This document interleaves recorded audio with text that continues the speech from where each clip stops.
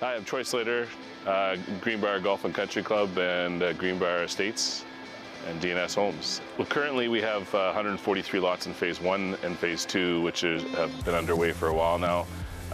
And as you can see around Greenbrier, it's a great developed area just on the outskirts of Saskatoon. And now we've just started Phase 3, and we have another 54 lots available for sale now.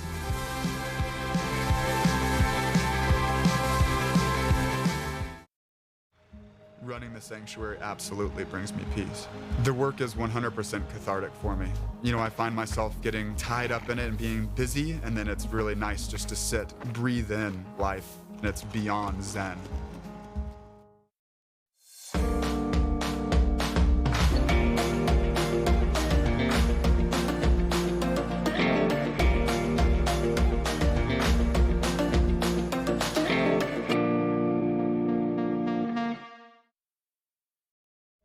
Here at Red Arena, we are trying to help people through equine therapy. Working with the veterans has been a very amazing experience. Our little motto that we always say is empowerment through horses. I love what I do. I'm just happy to be a part of it.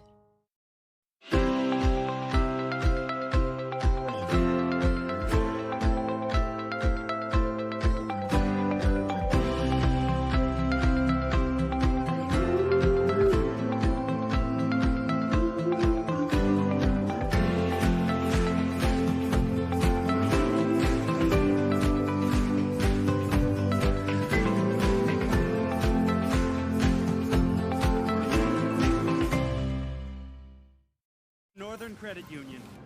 A true partner, sweeping you to financial victory, keeping your dollars where they belong.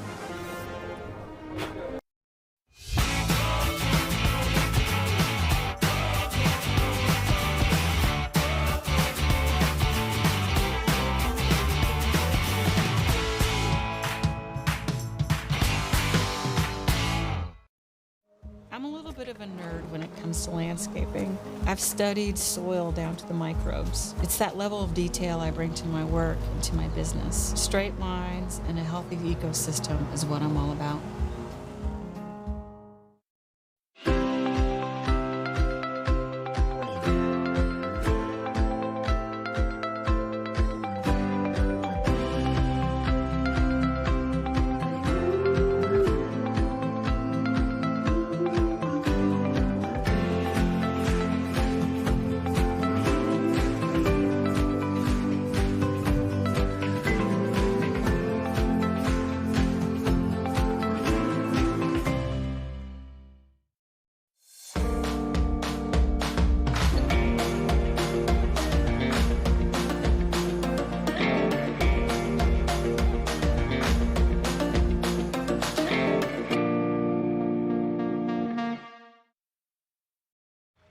Running the sanctuary absolutely brings me peace. The work is 100% cathartic for me. You know, I find myself getting tied up in it and being busy, and then it's really nice just to sit, breathe in life, and it's beyond zen. Northern Credit Union. A true partner, sweeping you to financial victory, keeping your dollars where they belong. Hi, I'm Troy Slater, Greenbrier Golf and Country Club and Greenbrier Estates and DNS Homes. Well, currently we have 143 lots in Phase 1 and Phase 2, which have been underway for a while now. And as you can see around Greenbrier, it's a great developed area just on the outskirts of Saskatoon. And now we've just started Phase 3, and we have another 54 lots available for sale now.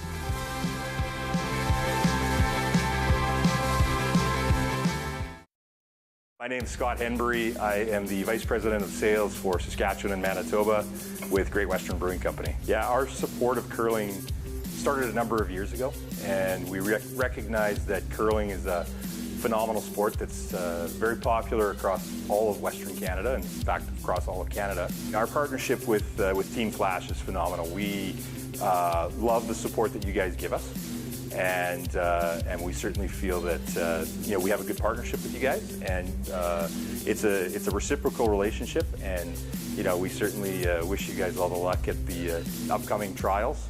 and look forward to seeing you hopefully here back here in Saskatoon.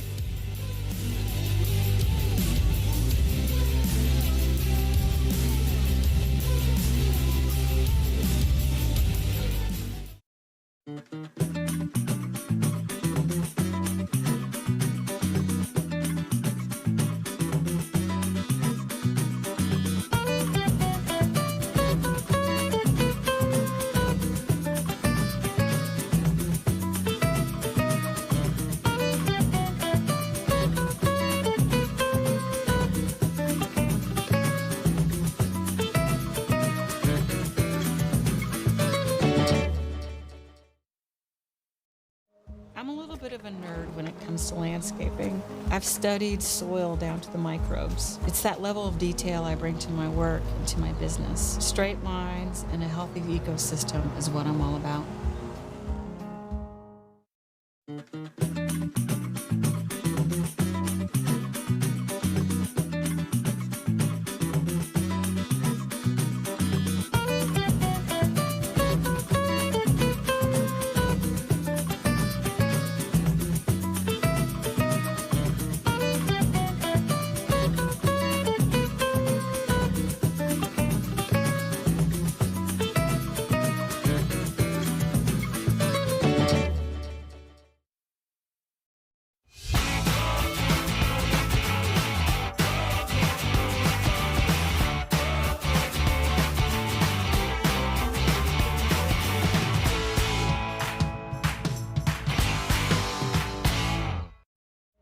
Here at Red Arena, we are trying to help people through equine therapy. Working with the veterans has been a very amazing experience. Our little motto that we always say is empowerment through horses. I love what I do. I'm just happy to be a part of it.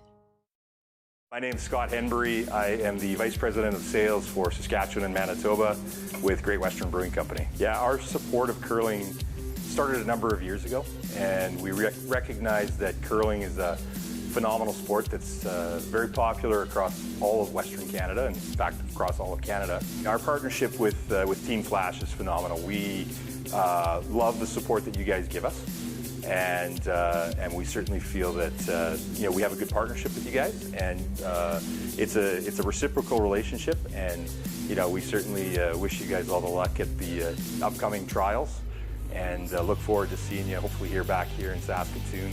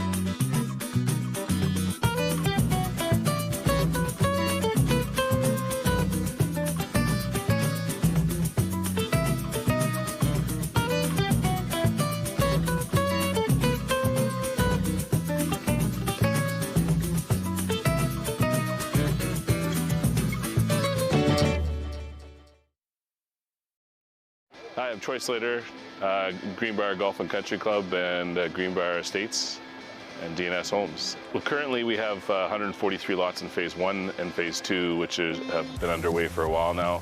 And as you can see around Greenbrier, it's a great developed area just on the outskirts of Saskatoon. And now we've just started Phase 3, and we have another 54 lots available for sale now.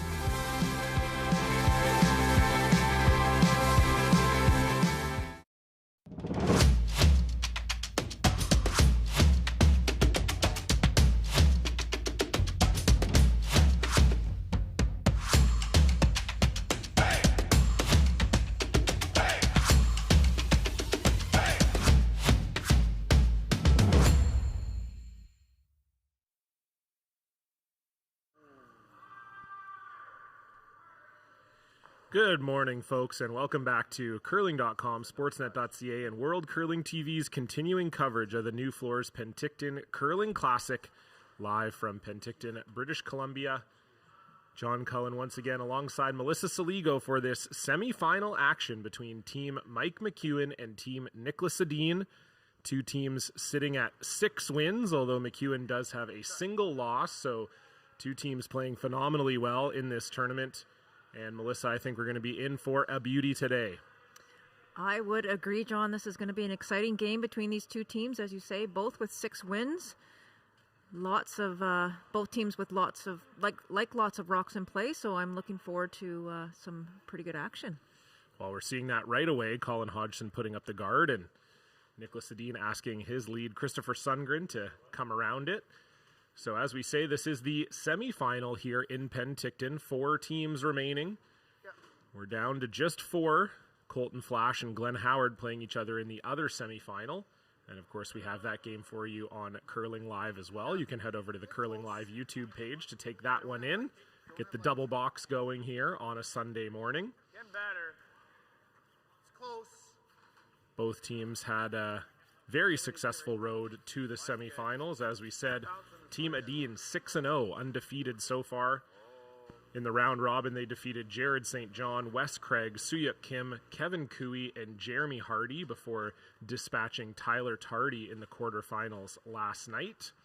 And a bit of a longer road for Mike McEwen as they had to play in the round of 12, but they started off with wins over Cody Hartung, Dean Jonis, and Karsten Sturmay before dropping their only decision to Colton Flash. And they're on a 3-game win streak, beating Matt McCready in their last round-robin game, Suyuk Kim in the round of 12, and then Sebastian Robillard last night in the quarterfinal.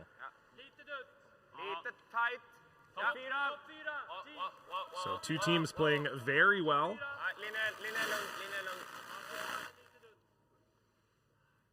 And already we got some, like you said, Melissa, some rocks in play.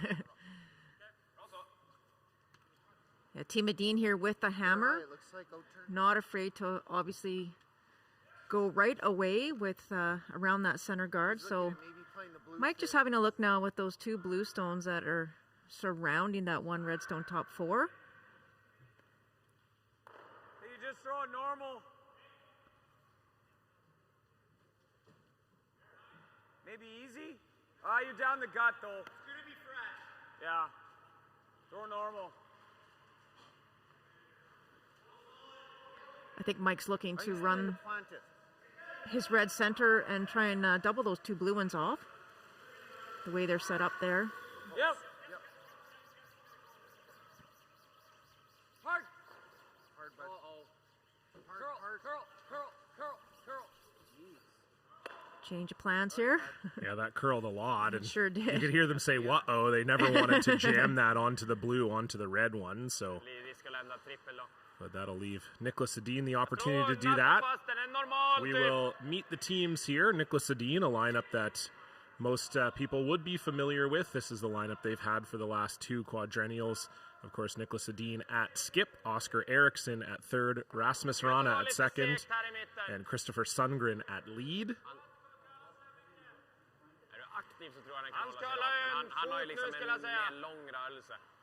And Mike McEwen, of course, has had this same lineup for the last 4 years, with Mike McEwen at skip, Reed Carruthers at third, Derek Samagalski at second, and Colin Hodgson at lead. Curling out of the West St. Paul Curling Club in Winnipeg, Manitoba.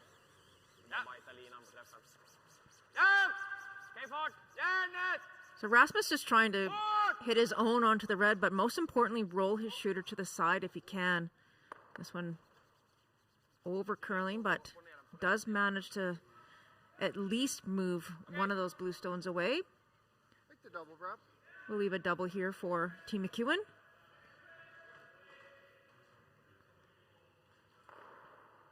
So still early days here in the first end, but Edin already laying 3 with hammer.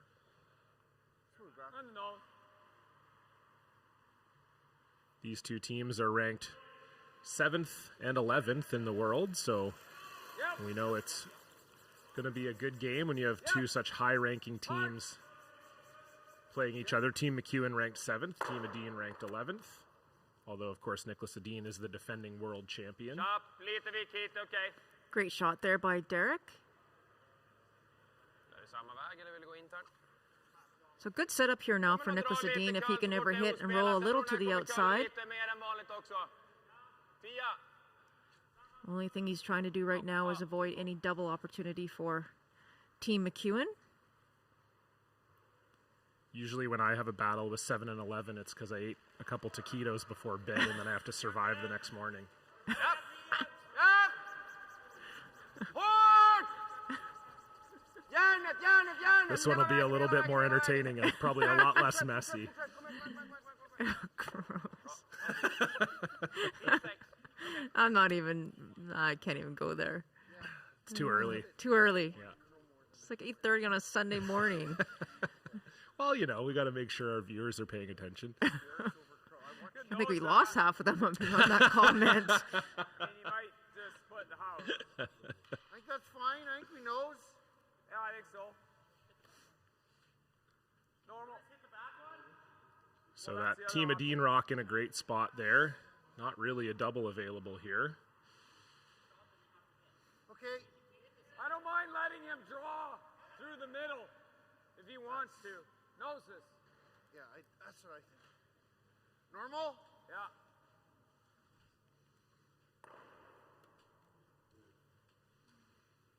So Reed Carruthers just looking to nose this stone. I think it will just be biting the top of the rings. Yep. And Mike just talking about letting Team Edin draw. We know that there's been a little bit of struggle with draws on the sheet. Oh, look at that one. Definitely over curled. That's about the third rock that's over curled so far this end. Yeah. I was full. Yeah, Reed saying that he felt like he got right out to the broom on that one and was maybe even a little wide. And it's still over curled. And yeah, exactly. This is what Mike said, that he didn't mind. I mean, obviously they were hoping to stick their red in the middle.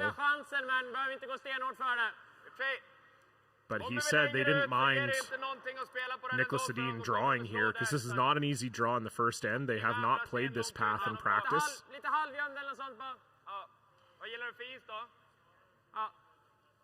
This is how you can tell how tough the draw is, that Nicholas and Oscar have to have a 30-second conversation about where to put the broom and how to throw it. Because, I mean, you know, if this is the fifth end, they're not talking about this at all. They just get up and throw it. And Oscar's still talking to his front end about what the weight is here.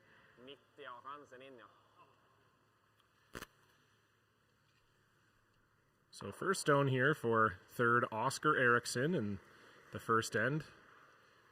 The player that Kevin Martin thinks might be the best in the world at the current moment in time. And based on what we saw in their feature game earlier this weekend, Melissa, he had just a phenomenal game, just made so many good shots. Yeah, Oscar always brings his A game. I don't know. Haven't seen his non-A game too many times, but I didn't want to say phenomenal because you already started that this morning. Okay. What a great shot there by Oscar. All that conversation paid off. Absolutely. Yeah, not easy. We've seen a lot of teams this week come light in the first end trying to draw to the corner. So great shot from Oscar. Bump's good. Bump? Yeah, Oscar's ran pretty nice here. Yeah. So now it's up to Reed Carruthers to navigate this turn as well, but with hit weight, you can see most of the rock from the hack.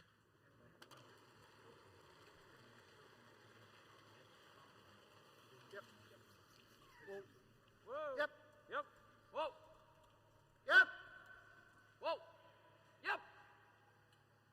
Hard. Yep. Hard. Hard. Right up.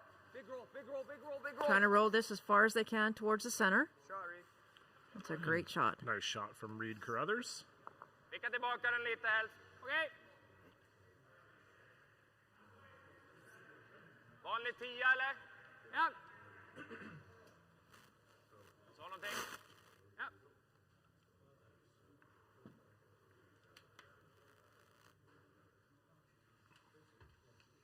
Oscar would really like to hit and roll right back to the side that he was on previously. Does not want to give Mike McEwen an opportunity to throw a double here. So, but you have to be really careful. We saw this spot a number of times last night. It's a very fine line between running straight and over curling. And good sweep there to hold it straight. So Mike McEwen will have 2 opportunities to try to group these stones and get out of this end. Yep, I agree. I like that. I think I just throw like Yeah, I'm fine to normal. I still think you need more than that.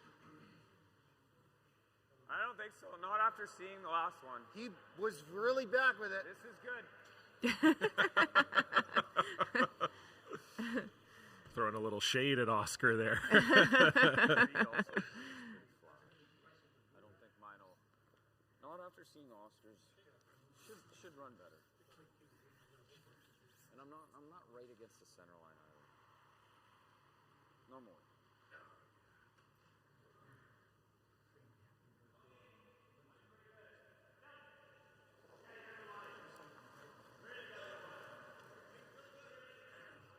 Clean. Whoa. Close. Clean. Yep. Whoa. Curl. Whoa. Whoa. Off. Whoa. Whoa. Whoa. Whoa. What a great shot. Really nice roll there from Mike McEwen. So both teams looking pretty sharp already this morning. Exakt, inte för långt för då känns som det bara blir mer och mer vinkel liksom. Ja, någonstans här, lite över linan så är det en väldigt tuff dubbel. Även om man bara vickar dit så är det ingen jämn här. Man behöver spela ett jävla spett då alltså. Ja, exakt. Ja, försöker sätta vicken precis över linan. 10-0. 10-0. Ja. Så.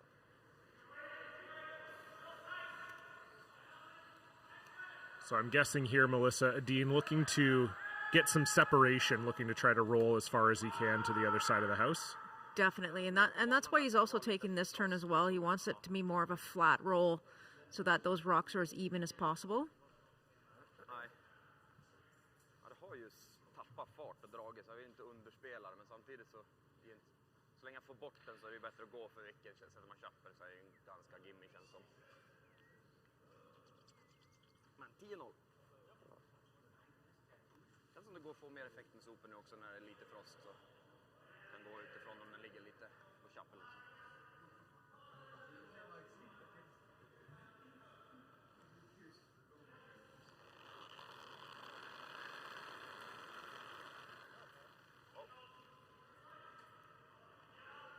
Håll igång!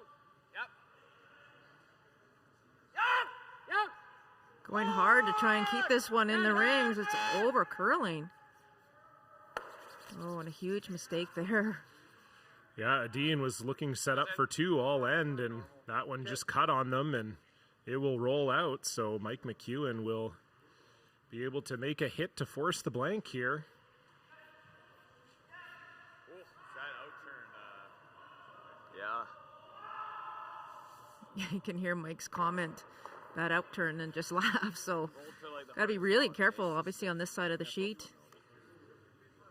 Well, one thing we've been talking about all weekend is just that once the rock curls, it's very hard to keep it straight. Even with hit weight there, we saw Nicholas Edin was throwing pretty solid weight there. And once it started to curl, they couldn't hold it. And these are some of the best sweepers in the world out here. So it's something we'll keep an eye on. But definitely once that rock hits the break point and decides to curl, it's really difficult to keep it straight. And so Mike McEwen will actually roll out, and this will be an easy blank for Nicholas Edin here. Man kan testa en in and take så, kant 8.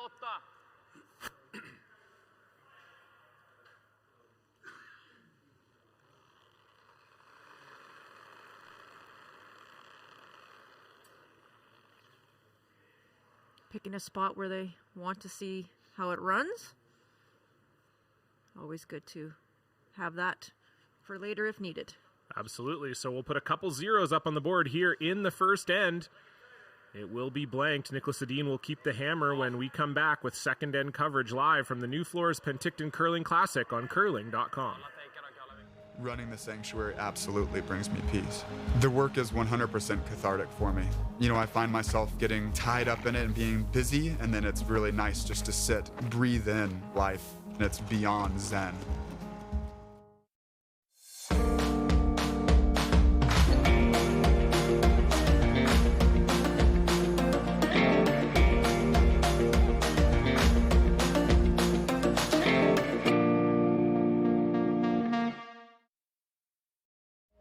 Here at Red Arena, we are trying to help people through equine therapy. Working with the veterans has been a very amazing experience. Our little motto that we always say is empowerment through horses. I love what I do. I'm just happy to be a part of it. Northern Credit Union, a true partner, sweeping you to financial victory, keeping your dollars where they belong.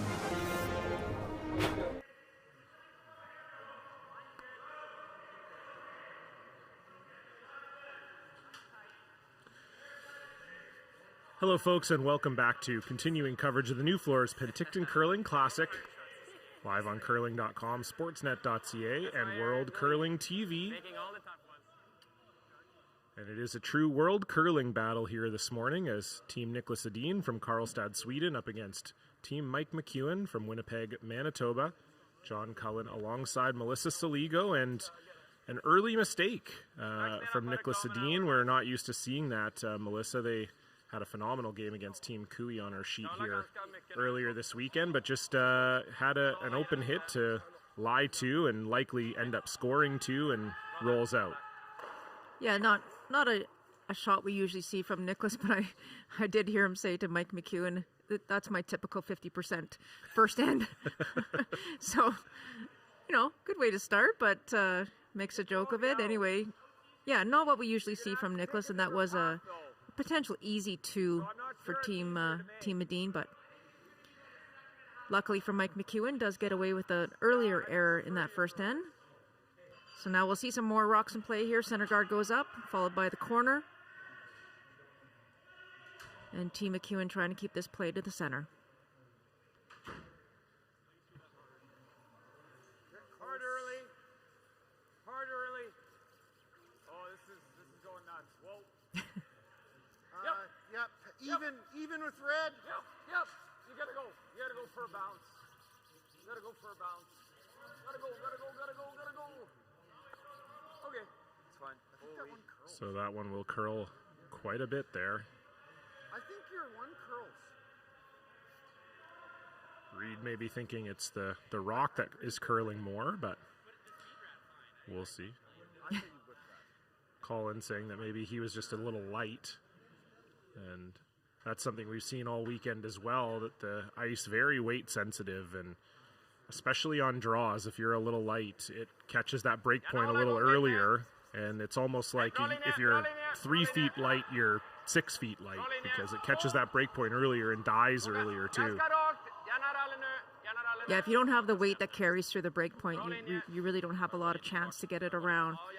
So you see the difference in the weight of this particular draw. You know, it had about 10 extra feet.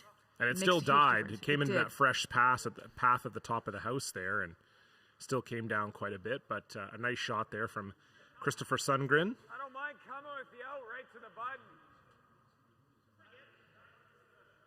Sure.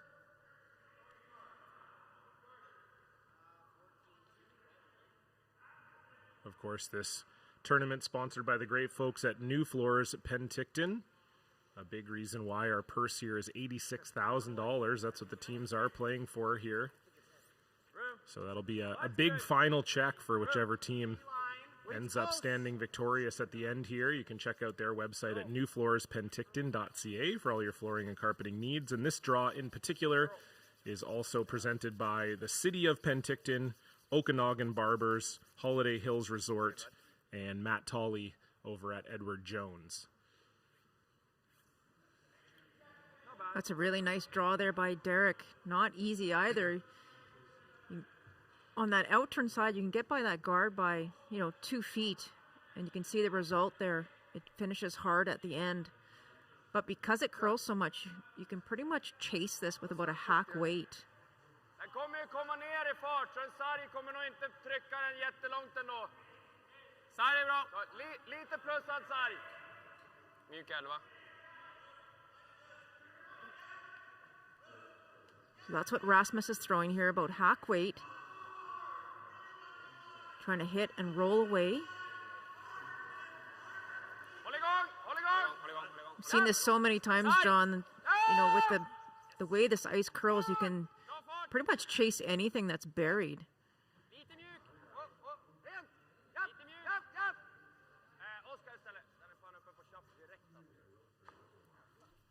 So great shot from Rasmus Rana, perfect weight. And yeah, exactly. We saw a great example of that last night in the game between Team Buke and Team Flash. They didn't end up making the shot, but they didn't end up deciding to throw the shot, I should say. But Tanner Horgan at one point was considering just like a tap back on a rock that was well over buried, like a third rock over buried. And that was an honest discussion if they should play it or not. And so we've seen that here. If you can get the rock by the guard, it'll curl a ton.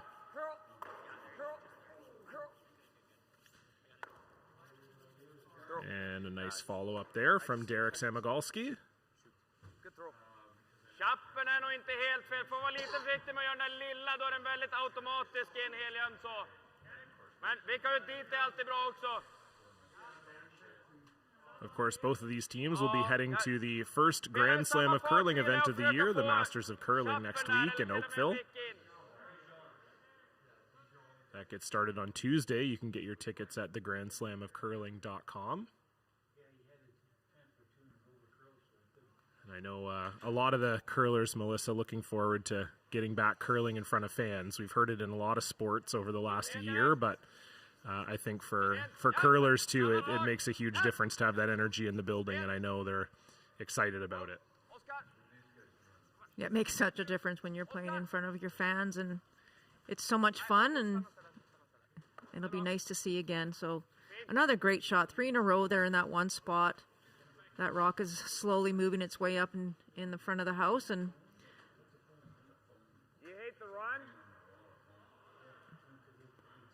Mike just trying to decide here. You can't really play the double. I mean, you could play the double on the 2 blues, but obviously you lose your shooter, so this might be a better option. Play the run. They tried this in the previous end, actually, and that's kind of how the 2 was set up with the miss. So looking to make this one right on the nose. Double those 2 blues. So Reed Carruthers looking for a run back double here.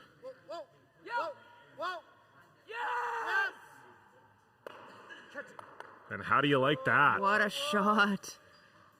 Great shot from Reed Carruthers. It will unfortunately spill out of the rings, but still a very nice effort from the third for Team Mike McEwen.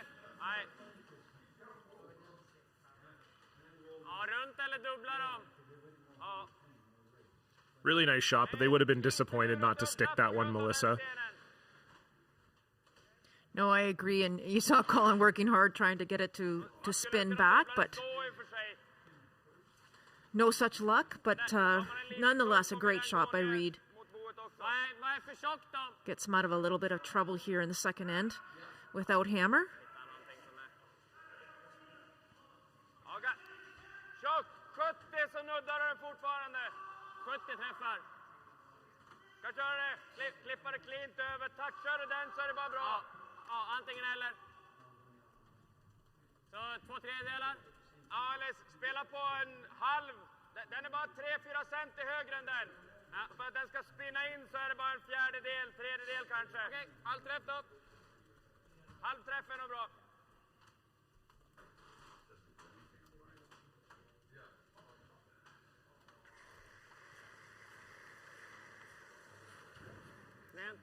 Wasn't really a lot of conversation in terms of drawing around these 2 center guards, opposition stones. So trying to play the double, and we're actually hoping to tap that blue one straight back into the ring. So wide open now. Not a lot of places for anyone to hide.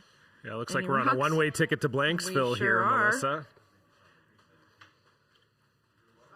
I guess Edin just didn't feel super comfortable with where he could put that draw. I guess McEwen would have a run back no matter what. Yeah, those 2 red stones were even, and he pretty much could have run back either one, and if he ever stuck it, Team Edin would be in a lot of trouble with Hammer. So pretty happy here to play for the blank. Not for us, though. Now there's no rocks in play. Yeah, exactly. It was shaping up to be a good end, but then Reed Carruthers made that great run back double.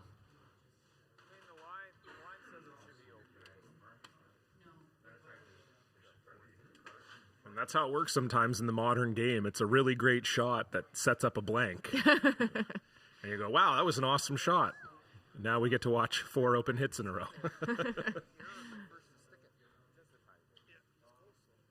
But no, it's these are just two teams playing extremely well, and this is already off to a great start. Of course, these are two teams with Olympic hopes. Nicholas Edin, we assume, will be the representative for Sweden in Beijing. And Mike McEwen were winners in that pre-trials direct entry event in Ottawa back in September, so they booked their ticket to Saskatoon. They had a 5-1 record there in Ottawa and were full value. They lost their first game and then rattled off 5 straight wins.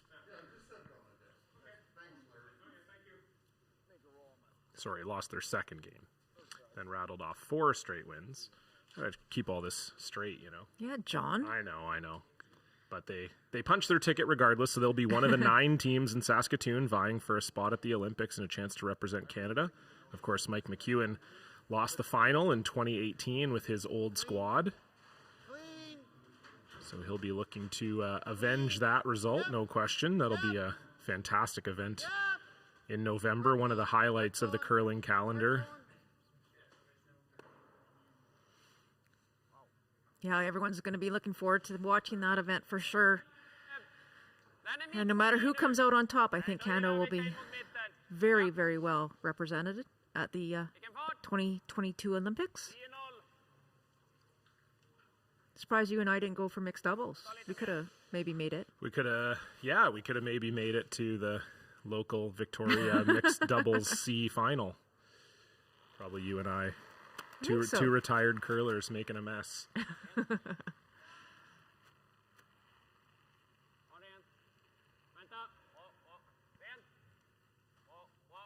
But hey, if you want to carry me through a mixed doubles event, I'm all for it. I was going to kind of ask you the same thing, if you can carry me. Well, that's not a good sign, That's not probably. good at all, no. I think maybe we just stay where we are. Yeah. So I would imagine Mike McEwen might try for a little roll here. If they could get over buried, they might be able to force Nicholas Edin here.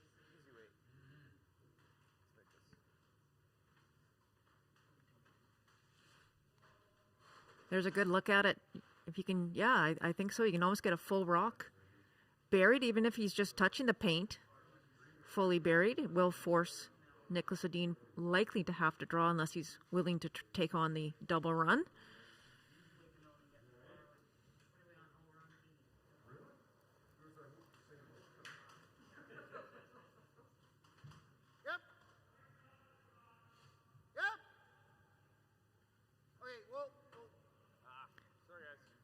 You can hear Reed already. This one's over curling, so just going for the nose hit.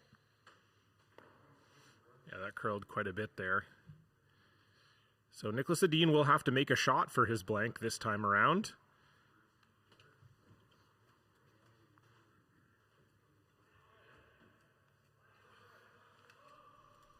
So much quieter when there's only 2 sheets going on. I know. It's nice. Serene. Serene. Serene Sunday.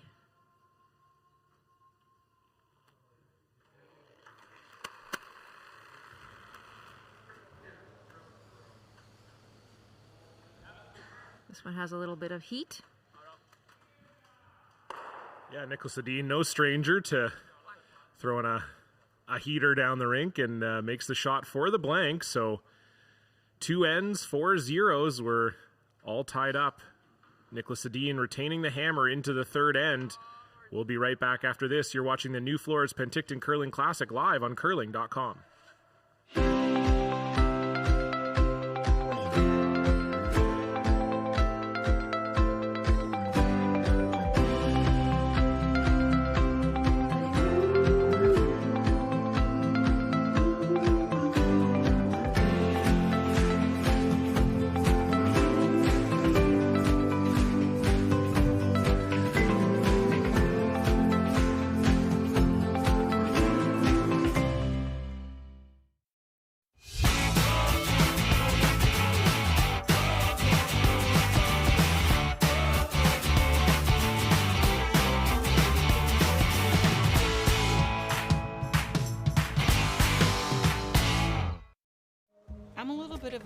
when it comes to landscaping. I've studied soil down to the microbes. It's that level of detail I bring to my work and to my business. Straight lines and a healthy ecosystem is what I'm all about. Hello, folks, and welcome back to the Nufloors Penticton Curling Classic. Great look at world number 7, Mike McEwen right there. We're knotted in a close battle here, 0-0.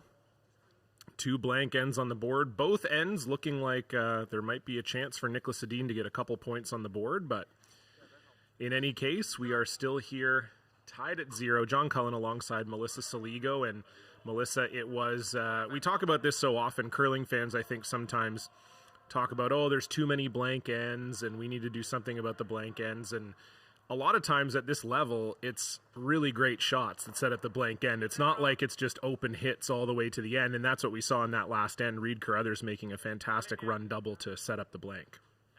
Well, that's exactly true. There was 5-6 rocks in play before Reed comes to throw that shot, and he make one great run double that changes the complexity of the end, and then of course we lead to getting the blank end. So same thing happened in the previous end as well.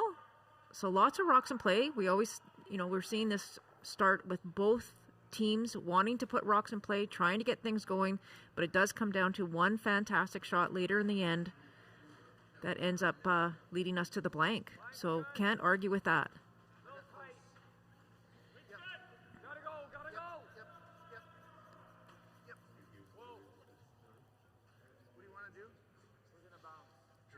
So this one over curling again on Colin Hodgson, and they were questioning last end whether that rock may be curled a little bit more, and we see it go there again, so maybe something that Team McEwen will look at.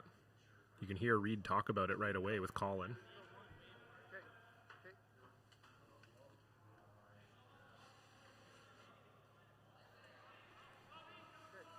På någon sida kanske. Är det den då? Kan vi göra också? Over in the other semifinal, it's Colton Flash with an early 1-0 lead over Glenn Howard. Howard has the hammer playing the third end. Of course, if you want to watch that game, you can head to the Curling Live YouTube page. We have both of these games covered for you. Nothing like a double box on a Sunday morning, I always say. Jag tror jag gillar runt den då. Försöka gömma runt den där. Okej, kör vi det. Vill du ha jämnhöjd eller lite nedanför? Lite nedanför. Okay. So the team discussing here, the original thought coming around the center guard, of course it's an opposition stone. We've seen Team McEwen not miss any of the run backs, so they're worried about putting another one there. They talked about going to the side, but again, not really sure that that's the option. So they're going to try and come around the center again, make McEwen have to make a difficult shot. And if they ever miss, they'll set up their deuce again. And that is what happened in the first. They had the chance to get their deuce pretty much through the full end until Nicholas hit and rolled out on his first one. So never a bad thing when you're making your opposition have to throw a run back to get out of the end here. The thing is, you can see that whole rock that's sitting on the center. I'm not sure you can get the double through the hole, though. Depends on how much you can see past that guard on the left or right as we're looking at it. Yeah, I don't think you can get the double there. I don't think so, no. I don't think so. I think they're too close together. No. Firm normal. No. They agree with us. I mean, you could throw the in if you want. Throw the in. It's not. Firm normal.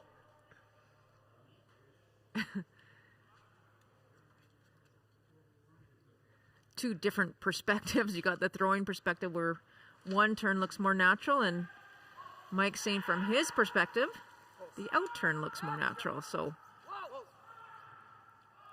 Derek's throwing firm normal to try and navigate the port. And navigate it he will. Great shot from Derek Samagalski.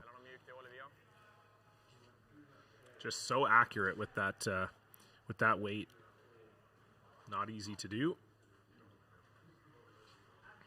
He just rolled an inch to the left there.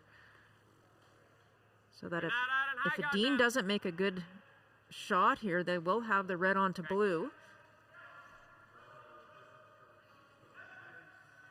So Rasmus just coming down to take a look.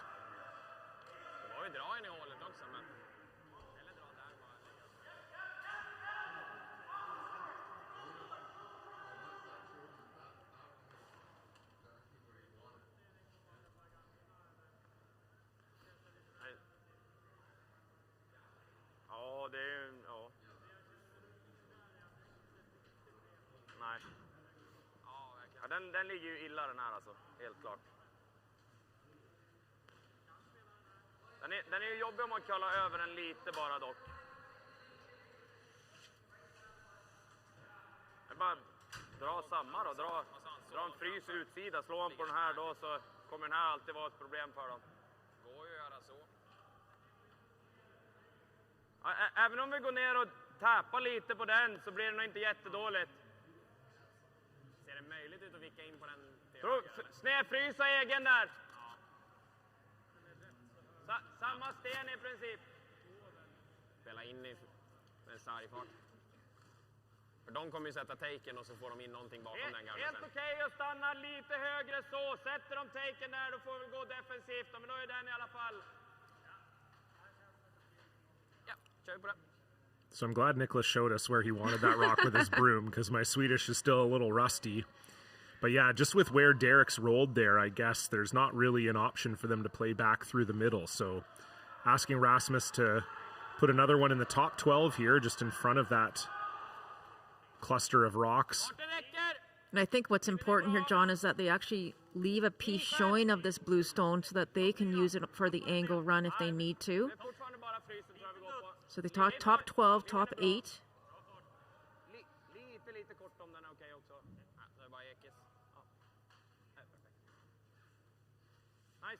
And no mistake there from Rasmus.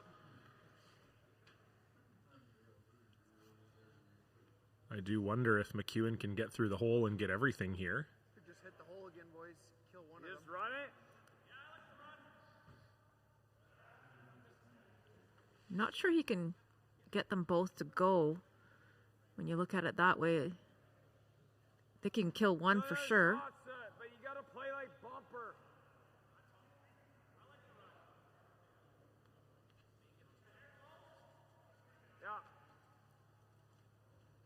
So they're playing the run, short run on that red stone out front.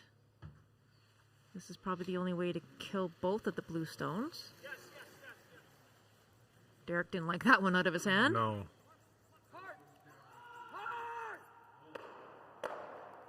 But he'll like the result. Pretty good shot. Yeah, good shot. I don't know if you could get both the blues Yeah, there. I don't think they would go. He hit that pretty hard and pretty much exactly where he wanted to. So it's Nicholas Edin lying one with hammer here. Kanske att man glider ner lite. Du behöver lite fart, men det är nog ändå clearing 2/3 och stanna i den där.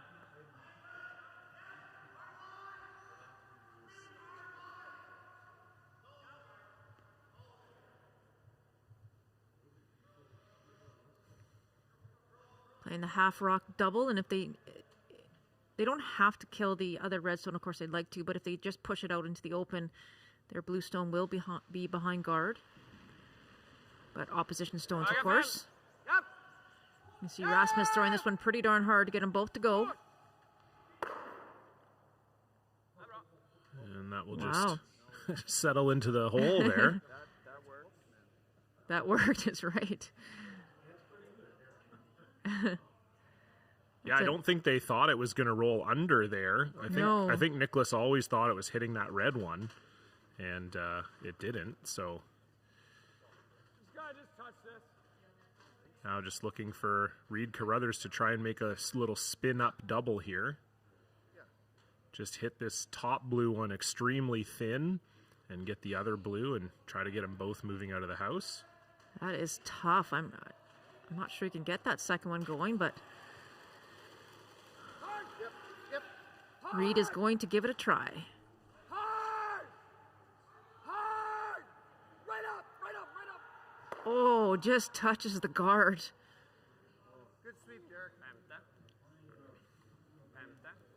They got lucky there. It just nudges the guard, but still manages to get rid of one of the blues. And this is actually not a terrible setup here for Mike McEwen. No, Mike still has a couple of options to get out of this, depending on where Nicholas wants to hide this second stone. Still a lot of red rocks to maneuver.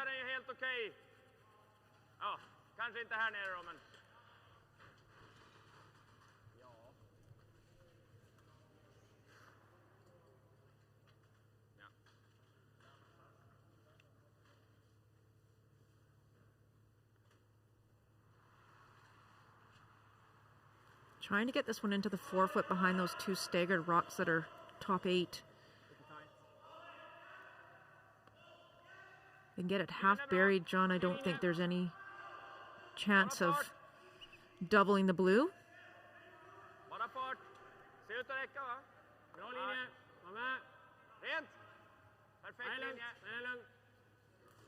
Line looks really good. Nice shot. Line just, yeah, absolutely fantastic. A really good shot from Oscar. And I don't think there's any double there.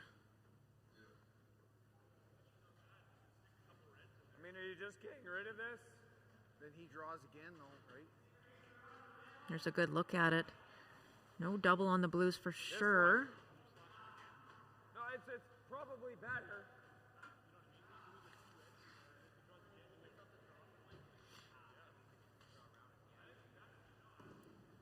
Yeah,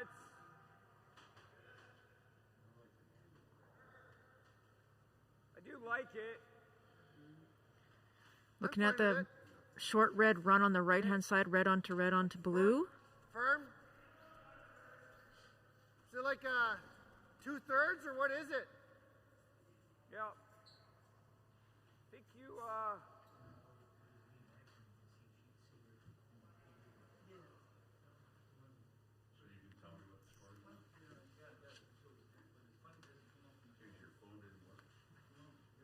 Really want to jam that red onto the second red in the top 8 so it stays in the rings.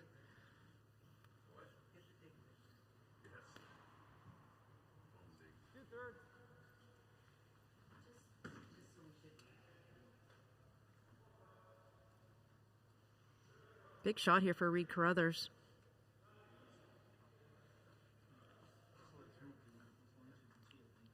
Yeah, with where Oscar put that one, if he misses this pile, it's a pile of trouble for Mike McEwen. So big shot here for Reed. whoa, straight, line, hard. And he'll make Great no mistake. shot. Really good from Reed there. It's 2 ends in a row where he's made a huge run back to get his team out of trouble. Speaking of run back, of course, Run Back Apparel, the official apparel sponsor of curling.com. I'm getting good at throwing that one in there. For custom jackets and stock designs and all your other curling apparel needs, head to runback.ca. Men det bästa skulle väl egentligen vara om man får en ända dit. Då kommer man ju toucha den, men går den inte ut så är det optimala liksom. Är jag bättre på chapp eller?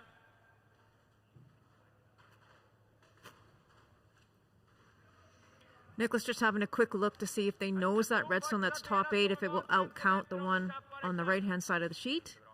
Det känns som att vika lite ditåt, men då ligger vi 2. Då ligger vi 2, ja. Looks like they may need to roll a couple of inches maybe. Även om du vickar ända dit så dubbeln där kommer ju riva med igen, så den är inte så farlig ändå. 11.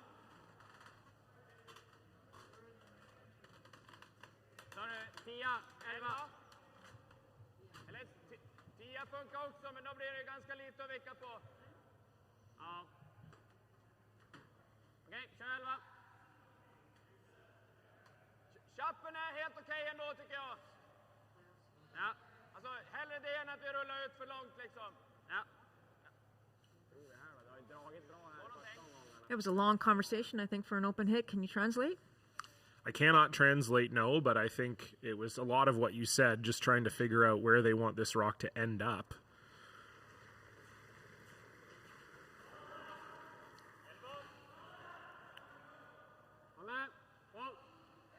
Yeah, it's really tough because they're trying to first lie two at the end of this, but also find a place where they don't leave Mike McEwen a double. That's a really great shot. Really good shot, yeah.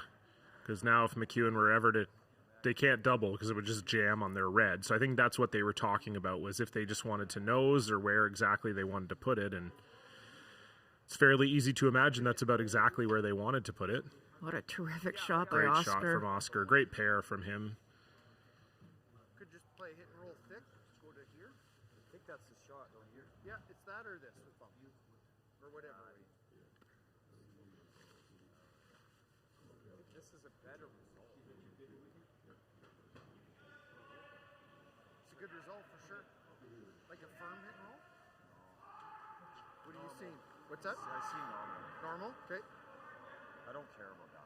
Okay. Lose that, it's fine. Okay. It's that or we go at it skinny, I can pop it off the backside. I think it's unnecessarily risky, maybe. Well, I'm not sure about that. I don't think it's risky. You're never planting this. Like, even if you planted it, you're still making it. Yeah. You know what I mean? Yeah. Let's make the hit and roll. I like that call. I wonder if you just go with this double. It's the best shot. Not on the same page at the moment. Mike really wants to throw the double, and Reed thinking more hit and roll. I think Reed's concerned that if they play the double, as you said, John, the blue jams on the red. I think we make this roll, personally. Yeah, normal. Normal, okay.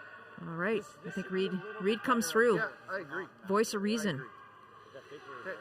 Well, especially with how much it curls, Melissa. It's, like Mike said, he doesn't really care if he plants the blue right there, jams it, because then you'd make the hit and stick. But that's if you hit it in exactly the right spot. If it over curls a little bit, there's a situation where you not only jam it, but you miss the other blue, and now all of a sudden three's in play. So I think, I agree with Reed here. I like this call. I think just a hit and roll. And as they said, they don't really care if they lose their red.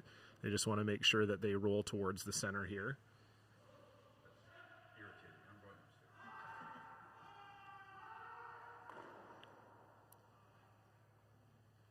So first rock without hammer, Mike McEwen needing to make a hit and roll here to get his team out of a little bit of trouble. This is not an easy shot, as we've seen before. It does take off. Oh, boy.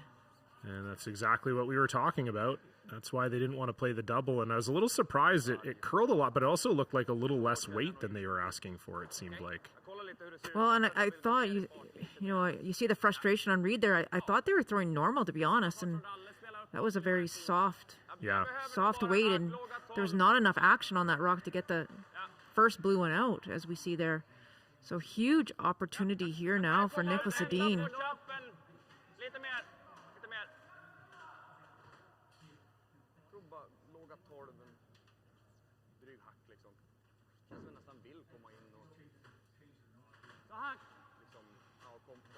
So sounds like Nicholas Edin's going to be throwing hack here. And if he is successful, he'll be sitting 3 when this shot's all said and done. Yeah, I think ideally with hack weight, if you can ever get to the nose of that red stone, there's not really an easy double by any means for Mike McEwen. There's maybe the run double.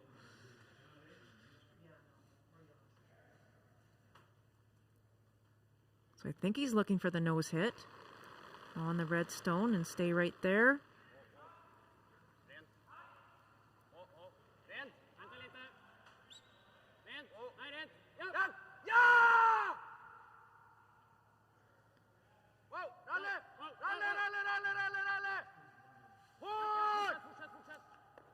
Great shot. Beautiful shot from Nicholas Edin. A moment of panic there because it looked like the rock hit the break point and he was maybe thinking that was going to hit the guard, but absolutely not. Great shot there from Nicholas Edin, and it is Edin lying 3 with hammer.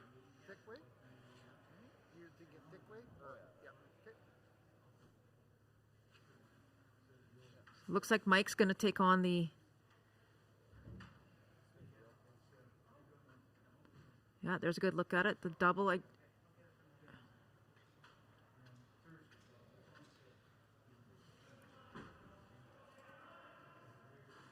think you have to. You have to pretty much take this one on. Yeah, it looks like they're almost lining up the triple maybe. I don't know if you can get to the exact spot you need to hit it to get the triple, but... It's darn close. Or do you think he's just slashing this one? Oh, maybe he's just I think slashing he's this slashing one onto the one double. on the right. Got it. So he needs to make this to only give up 2. I was going to say, I don't think the triple's there, but I saw Reed lining up the back one, so I got a little confused. But yeah, this makes sense. So Mike McEwen needs a slash double to try not to give up 3.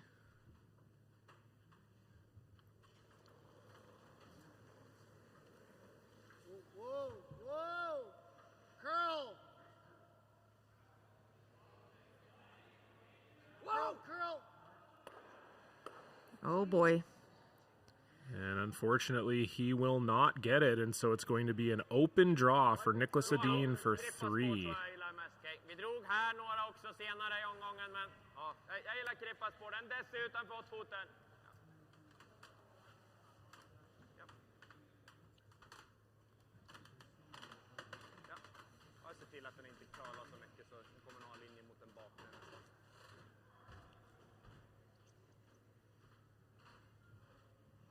Helt okej fart ändå, va?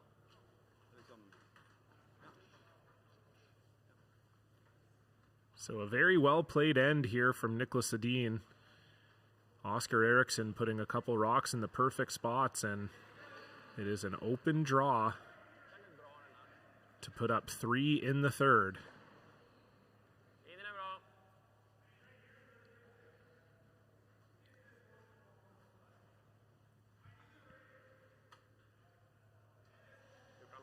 Nice shot. The Swedish sensation, Nicholas Edin, makes no mistake. So put 3 up on the board. They'll take an early 3-0 lead here. Team McEwen will have the hammer for the first time in the fourth. When we come back, you're watching the Nufloors Penticton Curling Classic live on curling.com.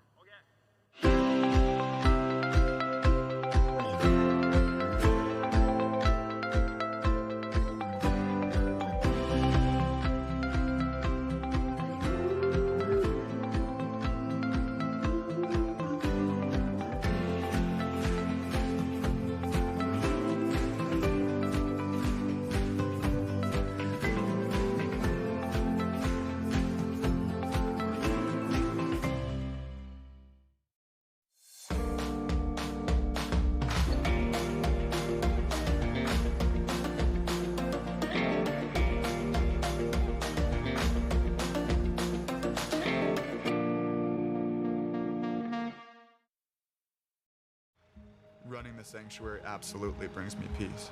The work is 100% cathartic for me. You know, I find myself getting tied up in it and being busy, and then it's really nice just to sit, breathe in life, and it's beyond zen. Northern Credit Union, a true partner, sweeping you to financial victory, keeping your dollars where they belong.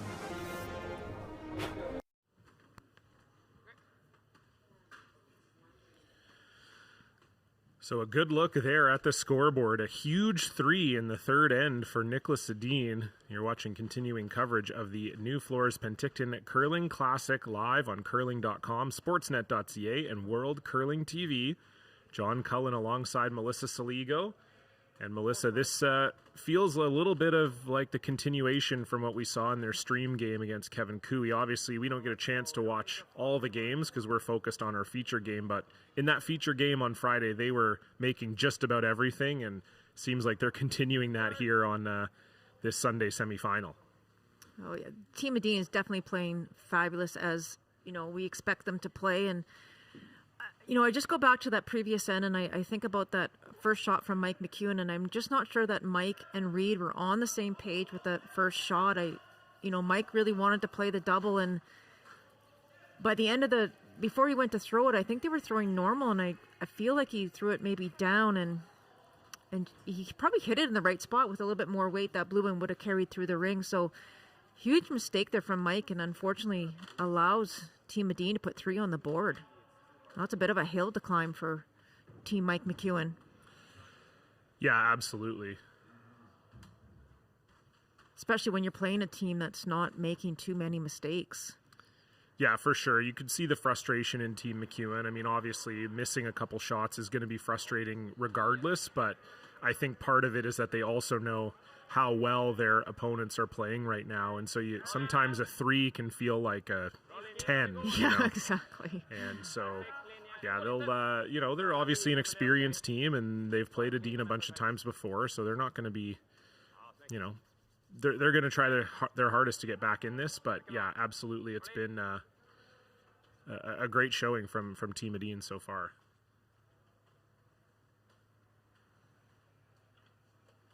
So Colin Hodgson's actually throwing 2 corner guards up.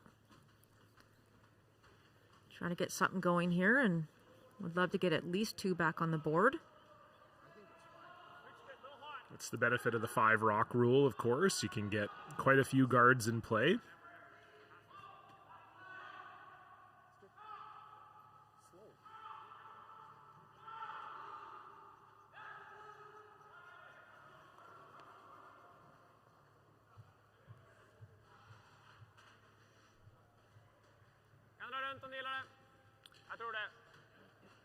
So Rasmus Rana getting ready to throw the draw. Team Edin has a few sponsors they'd like me to thank.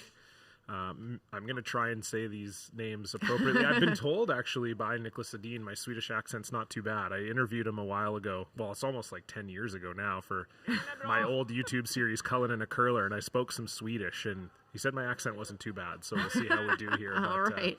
Their sponsors are Murris, Enervit, Bauhaus, Scandic, Uniqlo, Vormlandslaget, and their equipment sponsor is Hardline. Oh, 98%. Okay, well, we'll see. I know there's some Swedish people who are watching the game, so they can tell me in the chat how well I did there. I always try my best. Looks like Coach Frederick Lindberg heading out on the ice to deliver a coffee to Nicholas Edin. That's just some great coaching work there. Yeah, that's A+ coaching right there. Absolutely. It's a coach who can do it all.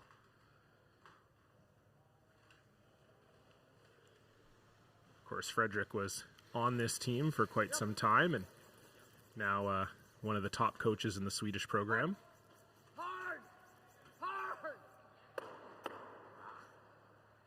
Edin, of course, has had a great run over the last few years in particular, winning the last 3 world championships, and he's a 5-time world champion in general.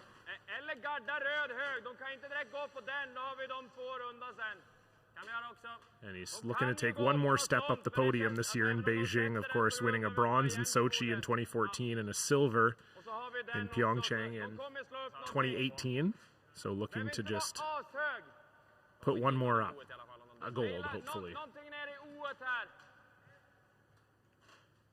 Okay, so in the chat, our Swedish viewers are saying A for effort, definitely.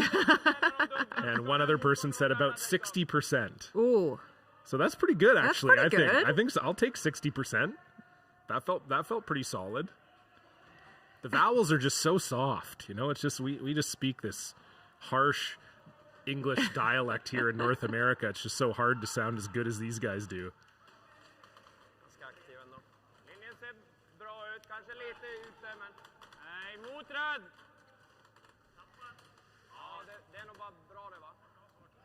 Derek tried the run on his first shot and unfortunately nosed it and jammed it. So Team Edin just comfortable right now, just playing a high center guard. It's going to take a couple stones here, I think, for Mike McEwen to make a play. And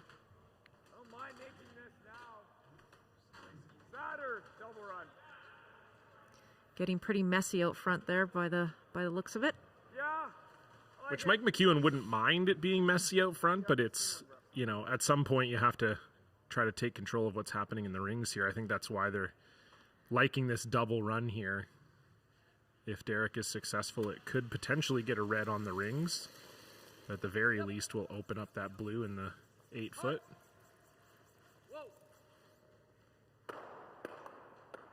Great shot from Derek Samagalski. Beautiful touch from Derek. And now it's all red all the time in front of the house, which is a good place to be if you're Mike McEwen and down 3. Derek pretty much making that perfectly. And I love that that was almost like a controlled peel too, Melissa. You didn't hum it down there, just made sure he had the opportunity to hit it in exactly the right spot and did just that. Yeah, that definitely helped Derek's team out by that shot. So opportunity now just for Team Edin, Oscar's just trying to draw one around. Obviously, as you said, all red stones out front. So Mike will have some opportunities in the next couple of rocks here, really trying to get a deuce on the board here in the 4th end. Or find a way to get a deuce on the board. Nice shot from Oscar there.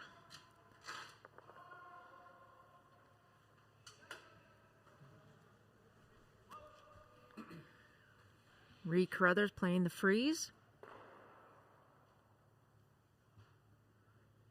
This team is so good at run back, so if you can ever just 3/4 freeze this blue stone, they may have a chance at a run on the next one. Line's good. Line's good. Line's good. Just gotta touch center. Line's good. Gotta go. We'll call it. Just a little bit light. No. Okay.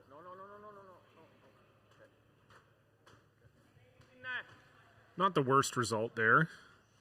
You'd rather be there than be heavy. But if Oscar Eriksson can make this draw, that's going to be a bit of a hill to climb for Mike McEwen. You can just imagine how difficult that draw is, too. You have to navigate the corner guards and then hope it stays straight enough to get by. I'm not even sure the draw's there. It's really tough.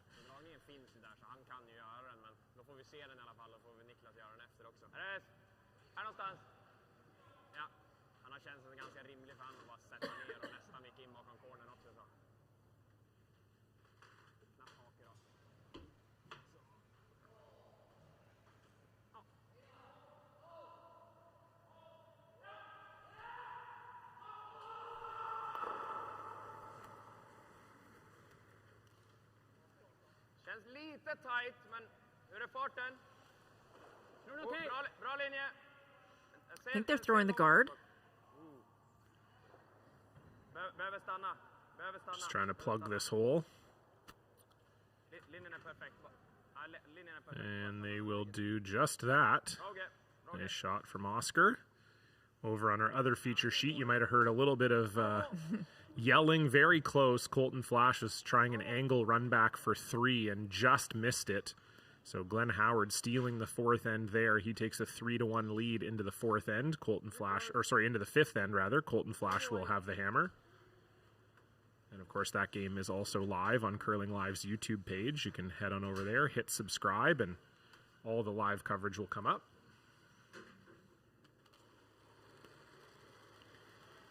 So we've seen Reed Carruthers make a couple of these already this game. Looking for a double run. And try and stick that red one in the rings. Like that, except I think it rolled a little bit too far. Just can't seem to buy one here for Team McEwen when it sometimes when it goes this way, it just keeps going that way. Reed just, a phenomenally difficult shot. Angle double run back. He makes it, and then they just hit the wrong side of it so that it rolls into the open. Just has to be a little frustrating if you're Team McEwen, that's for sure.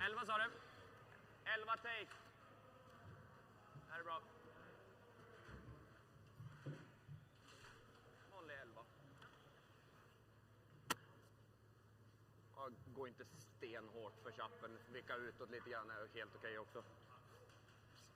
Men chappen vore det bästa, helt klart.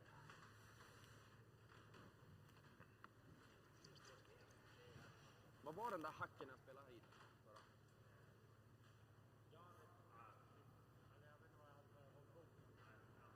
Okej. Ja, det blir lite mer fart än den i alla fall.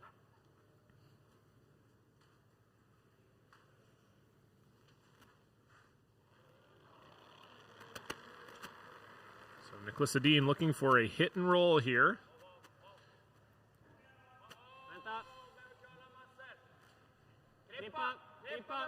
This one's got a curl.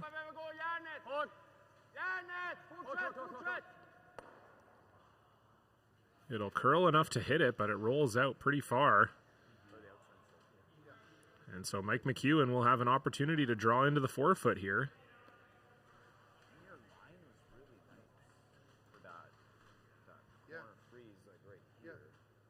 Is it the same as our draw the button, or is it changed? Pretty much the same room, is it not? Be right there. You heard Reed say this is the draw to the button path, so they should have a very good idea what this path does. Mike McEwen trying to get this one in a great position and try and set himself up for a skipper's deuce.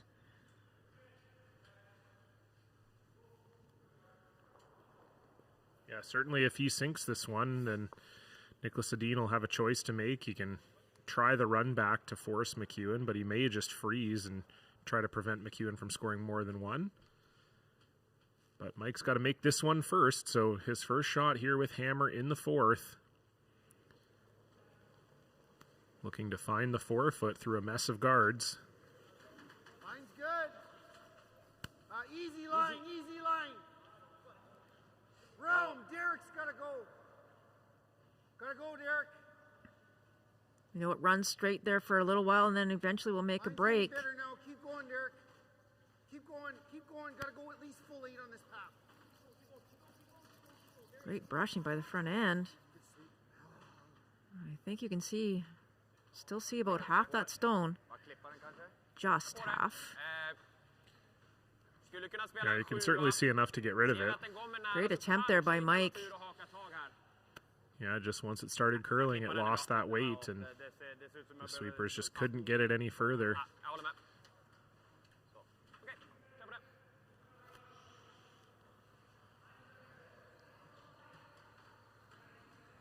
I think Nicholas just trying to pick this, I think. I think so. I don't think you could really risk playing soft weight through that hole.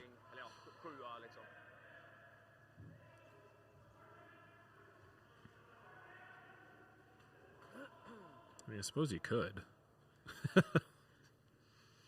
But up 3, I think we'll probably see him just try to pick this out.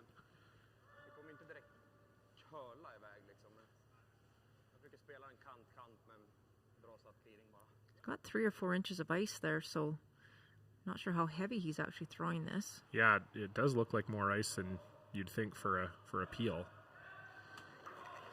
Well, still throwing it pretty hard. Yeah.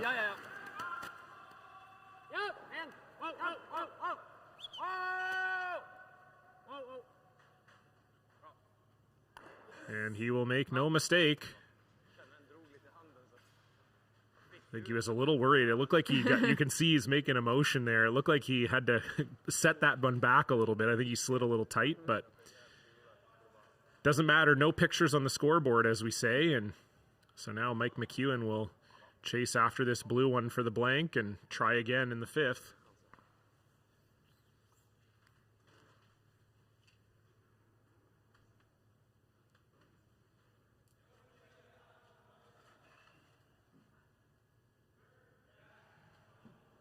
Haven't seen many rocks out here, so Mike McEwen will keep his weight up. Curl a bit. Not a word yet. That's good. That's good. And nice shot. So Mike McEwen will make the shot for the blank, and we'll try it again in the 5th end. Lots of rocks in play that end, but Team McEwen could not capitalize, and so it will stay 3-0 for Team Nicholas Edin. The second half of the game. When we come back, you're watching the Nufloors Penticton Curling Classic live on curling.com.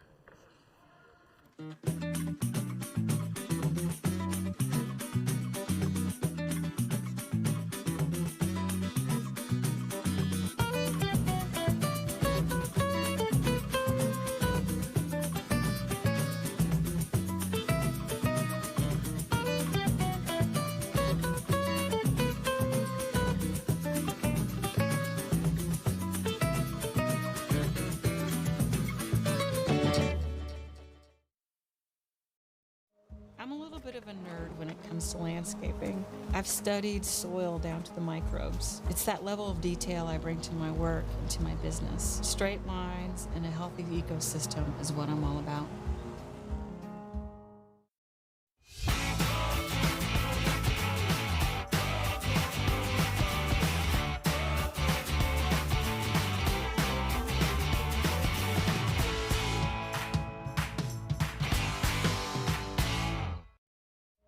Here at Red Arena, we are trying to help people through equine therapy. Working with the veterans has been a very amazing experience. Our little motto that we always say is empowerment through horses. I love what I do. I'm just happy to be a part of it. My name is Scott Henbury. I am the Vice President of Sales for Saskatchewan and Manitoba with Great Western Brewing Company. Yeah, our support of curling started a number of years ago, and we recognize that curling is a phenomenal sport that's very popular across all of Western Canada, and in fact across all of Canada. Our partnership with Team Flash is phenomenal. We love the support that you guys give us, and we certainly feel that we have a good partnership with you guys, and it's a reciprocal relationship, and we certainly wish you guys all the luck at the upcoming trials, and look forward to seeing you hopefully back here in Saskatoon.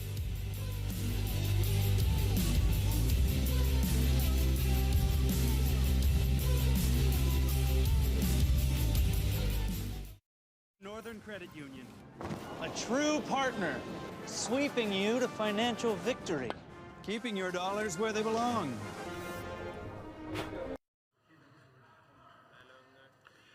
Hello, folks, and welcome back to continuing coverage of the Nufloors Penticton Curling Classic, live from Penticton, BC.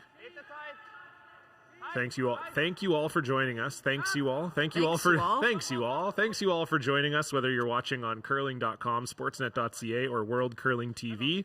It's great to have you with us here on this Sunday morning in British Columbia for this semi-final between Team Nicholas Edin and Team Mike McEwen. And Melissa, as we head into the second half of the game, it is 3-0 for Nicholas Edin. What does Mike McEwen have to do to get back in this? Well, they did everything they could the last end, I tell you. Mike made a pretty good one on his last one, but the way that Nicholas Edin is playing, you've almost got to play 105% against this team. So, they're not doing anything wrong, really. They're just, missing by a half inch here or there. And if they can just get 2 on the board. We talked about this yesterday, I think, John. Sometimes you just need to put a score on the board and get rid of the hammer and try something different. For sure. Yeah, I think that's probably where they're... I mean, they haven't had the hammer too long. They've only had the hammer for one end, so we'll see if they can get it going. But yeah, certainly just putting points on the board, you never want to head into the second half of the game without having scored yet. And of course, we've had 3 blank ends so far, but it's not for lack of trying, like you said, between the teams. I think we had 7 guards in play last end and still somehow managed to find the blank there. So it's, it's not always easy here, but... Great shots there from, I guess that was Rasmus Rana. And so once again, it's just Edin in a straight line right up the middle. And this is exactly what they did in the other game that we watched earlier this week. They were so good at getting their opening rocks in play and getting things set up. And so now it'll be up to Team McEwen to chip away at it. Of course, Team McEwen also has some sponsors they would like us to thank. Curling out of the West St. Paul Curling Club in Winnipeg, Manitoba. They're sponsored by Remax, Carberry Sandhills Electric and Mechanical, Walgrain, Springland, TransCanada Brewing, Pride Electronics, and of course their feature sponsor for the last several years now, Princess Auto. You can head on over to princessauto.com for all your auto part needs. And their equipment sponsors, of course, are Dynasty and Hardline. Like the nose.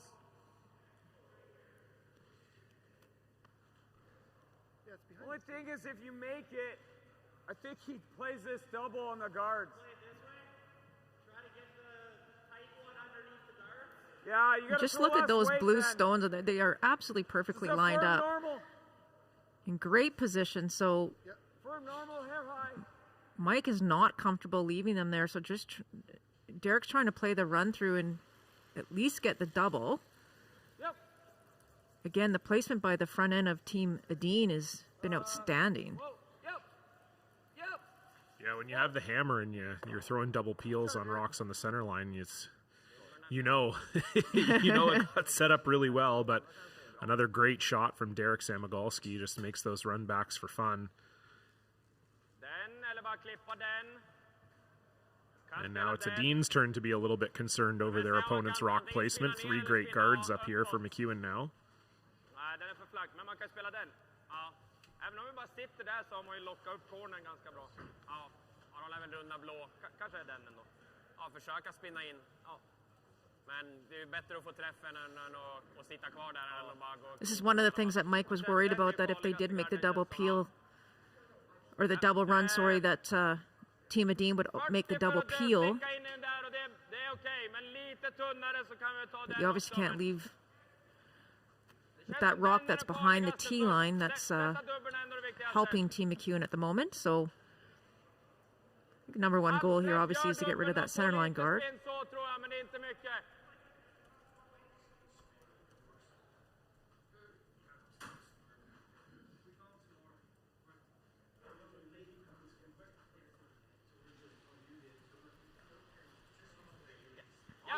Rasmus Rana trying the double peel and spin the blue one in. Why not? It's a great shot there from Rasmus Rana.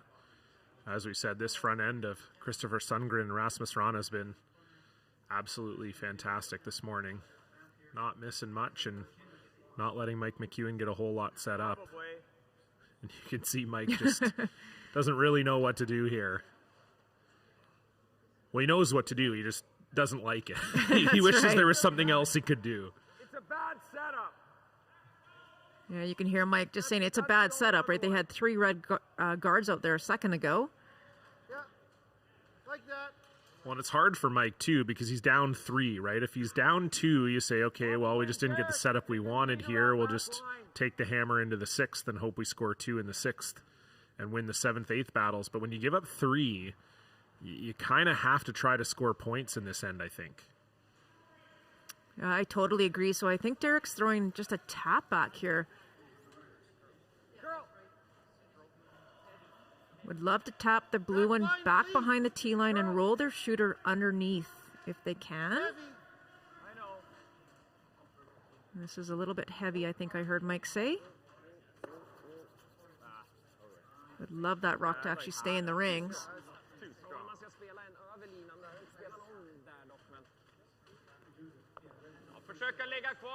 Well, Melissa, I hate to say it, but we may be at the booth buying a ticket, and it's one way, and the destination is Blanksville.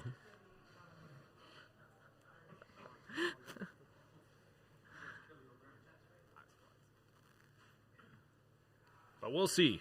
If Oscar Eriksson can make a good roll here, then they'll be line 2 without hammer. And it'll be up to McEwen to decide how they want to try to generate offense.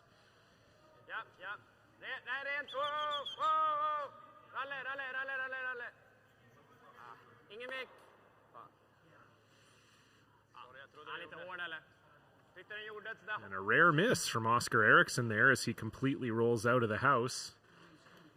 And so now Mike McEwen might be able to make use of this corner guard or blank. Or blank, as we said. I don't know, this to me looks like a force. I think we have to blank.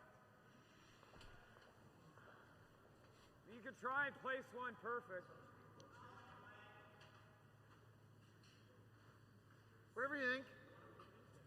2 next end would be could better. Could freeze the back one. Okay.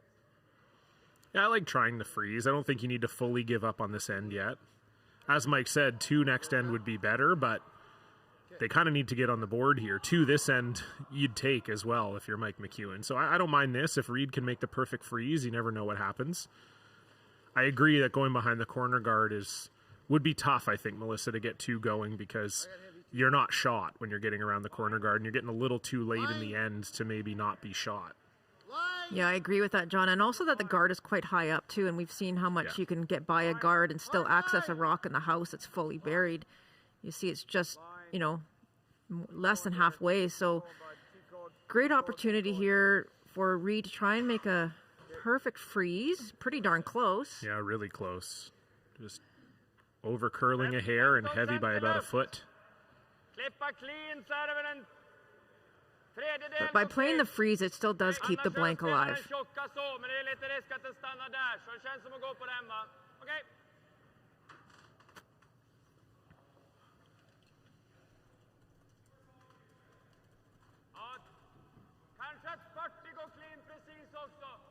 Mitt på linan på träff är bra, eller? Tredjedel är bra. Ja, mitt på linan. Är det nära? Ja. I slutresultat? Ja. Kanske att den behöver vara en centi dit om linan.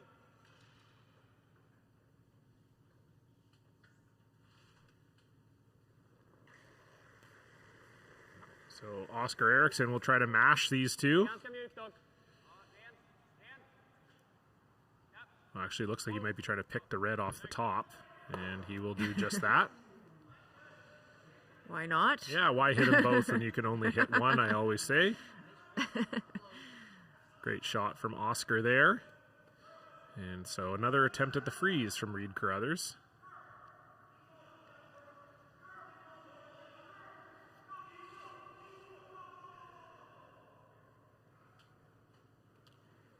The good news is Reed just threw this. So knows the line, knows the weight. I would love to lock it on that blue stone and see what Nicholas Edin wants to do. Really good line. Probably curl. Curl and go, I think. Okay, just curl. Always then. curl. This looks pretty darn good. Always curl. Dive that in there, Hunch. Great shot by Reed Carruthers. Great shot, and again, just the just that wrong side of the inch. Just absolutely perfect weight from Reed Carruthers, but it just doesn't curl up, and so Nicholas Edin will have a chance to smash it. And now I think our ticket has just been punched. I feel like we're on our way, Melissa. I saw you pay for yours already. You got your. I got my ticket early. I wanted a good seat at the front of the train. Yeah, you might think it's a plane that goes to Blanksville, but it's actually a train, just in case you're wondering. Can't get there by air. We've been there a lot. It's we have. It's cozy. It is. So Nicholas Edin just looking to make these two stones at the back of the house go away.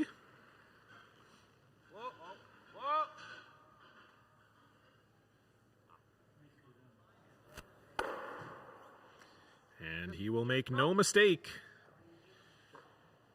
So now Mike McEwen will have the chance to get this one around this corner guard. But like you said, Melissa, I think even if they place it perfect, Nicholas Edin probably has a chance to get at it. That's why we can see they're indicating they want it to land in the top 12. I think that's the only spot maybe where if you're buried in the top 12, Edin may not be able to get at it. Exactly. Again, that guard is so high. So the higher you can put this one in the rings, the better. And with sweeping, you should be able to overbury it. So you never know. You might have to lose your money on the blank. We'll see. We'll see.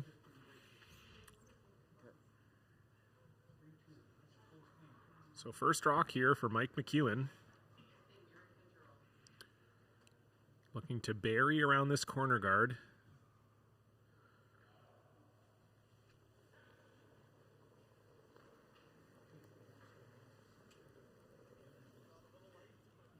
Line's good. Top 12. Easy, Derek. Just top 12.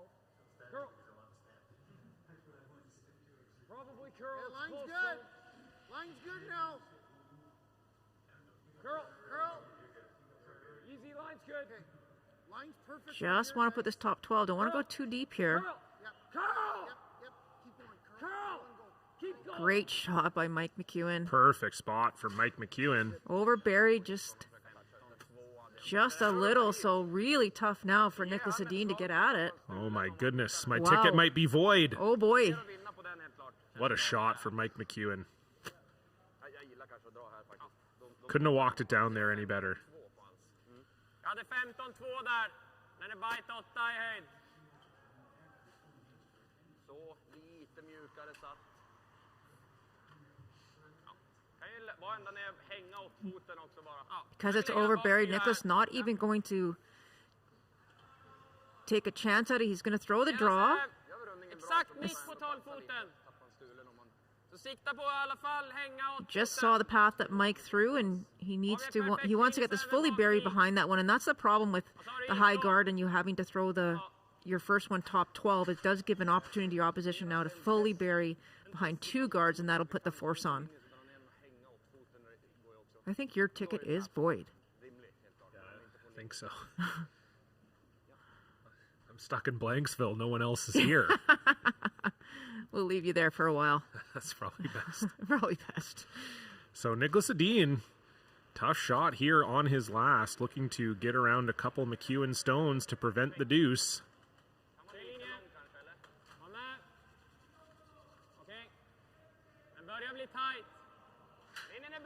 Nothing yet from the brushers. This looks like it has a little extra weight on it, and I think it is going to go too far. Wow, so we get a miss from Nicholas Edin after a phenomenal shot from Mike McEwen, and he's going to have an open draw for 2. So a fantastic freeze from Reed Carruthers sets up a fantastic draw for Mike McEwen. This would be a little better path, isn't it? Is it not? No, what I'm asking is this speed the same as where I just threw? Okay. Okay.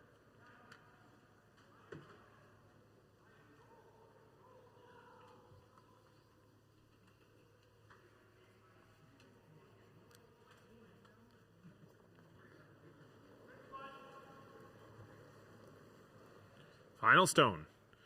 Mike McEwen looking for 2, just needs to hit paint. Hey, same path as me, guys.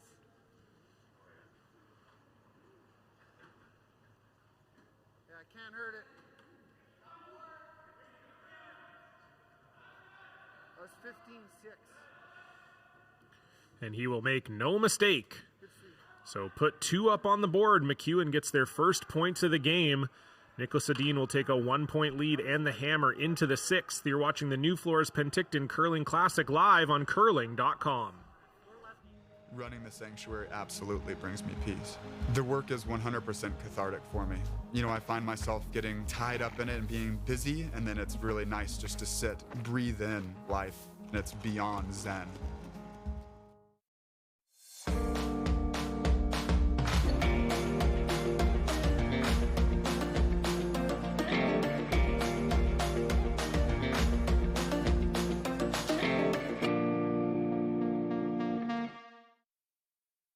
Northern Credit Union, a true partner, sweeping you to financial victory, keeping your dollars where they belong.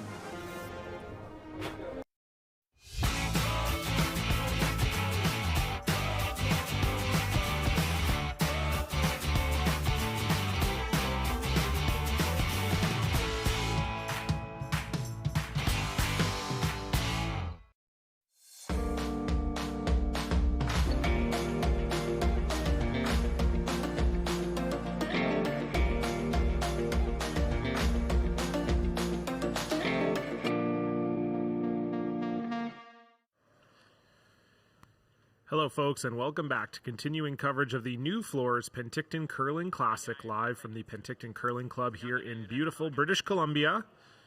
And a good look there at Mike McEwen, who looks a little rosier after that end. John Cullen alongside Melissa Saligo, and a really nice 2 from Mike McEwen there. What a great skipper's deuce. And you know, you think back to Reed's first shot, they were talking about putting the blank on right away. They were going to try and blank out starting at 3rd stones.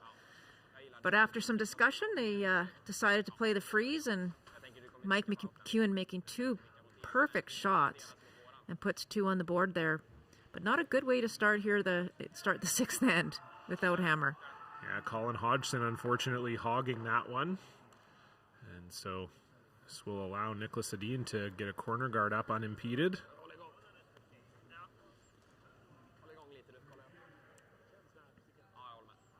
I think Nicholas has actually called this into the rings. Oh, yes. Makes sense.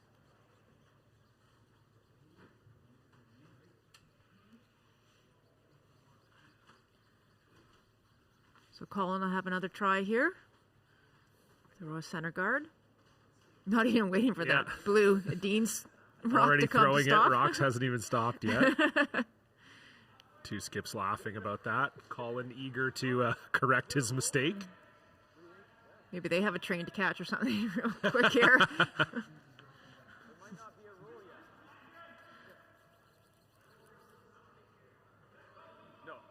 I'm just curious. Den som har invändos, vicka gaggfegen där. Ja, den vilar den. Fart i hacket. Trying the tick shot. Nicholas in a pretty comfortable position here, up one with hammer in 6. Okay, fart. Yep. Yeah, you'd love to score here, I think, Melissa, just to retain the hammer in the even ends. I think this one's pretty darn close. What a great shot. And can they get this in the rings? Not quite, but it will half guard that. Oh, what a blue one. shot. Fantastic shot from Christopher Sundgren. How many times have we said that today?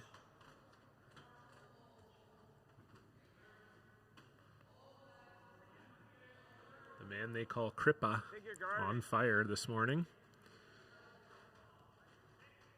Guard for one. Have to. Yeah, that was the out shot.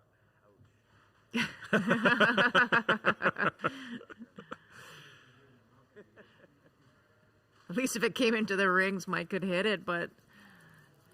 Yeah, as he said, it was an ouch shot. Ouch shot. Yeah, that one hurts. So center guard going up here by Derek. Really no other option. Yeah, just go. Just go distance. Go. Whoa. Okay. Yeah. Keep on him. Yep.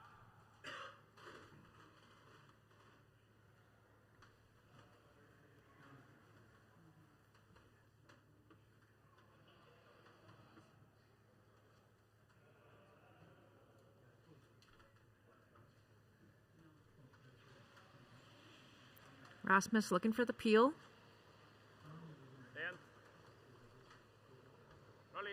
Makes it look so easy. Yeah, no mistake there from Nicholas Edin second. Of course, this tournament brought to you by Nufloors Penticton. For all your flooring and carpeting needs, head on over to nufloorspenticton.ca. And this particular semifinal presented by 4 local sponsors. The city of Penticton itself, a beautiful place to visit if you've never been here. Next time you're in BC, make sure you make the trip. Also brought to you by Okanagan Barbers, Holiday Hills Resort, and Matt Tolley with Edward Jones Investments. Curl.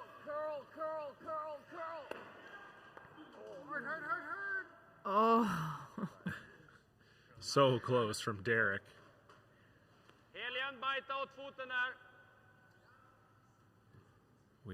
We've seen a lot of that today for Team McEwen, just not quite getting the rocks exactly where they want. So great opportunity here now for Team Edin to split the rings. Borde ju aldrig vara igenom och borde inte vara kort. Det borde vara huset i alla fall.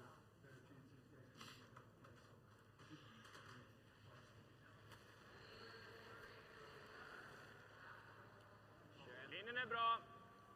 Ja, du kör en eller? Bra linje. Bra linje. Kanske curla lite. Ja, bra linje. Ja, dra lite curl. Ja. Järnet. Få in den. Ja. Trying to get this on the paint. Great shot, great brushing. Yeah, really good brushing from Sundgren and Eriksson. And they will get that one dead buried. Wow. What do you think of that? You like to run? Yeah, Eddie.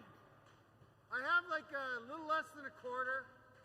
I mean, You do? You do? I was going to say, really? good. What hack are you throwing from? Where is that stone? Just full 12?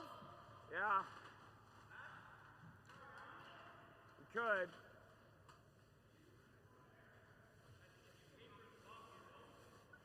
I don't see the quarter myself, but No, me neither, but we're not, sometimes when you're at ice level, you can see a little bit more than we can on camera here.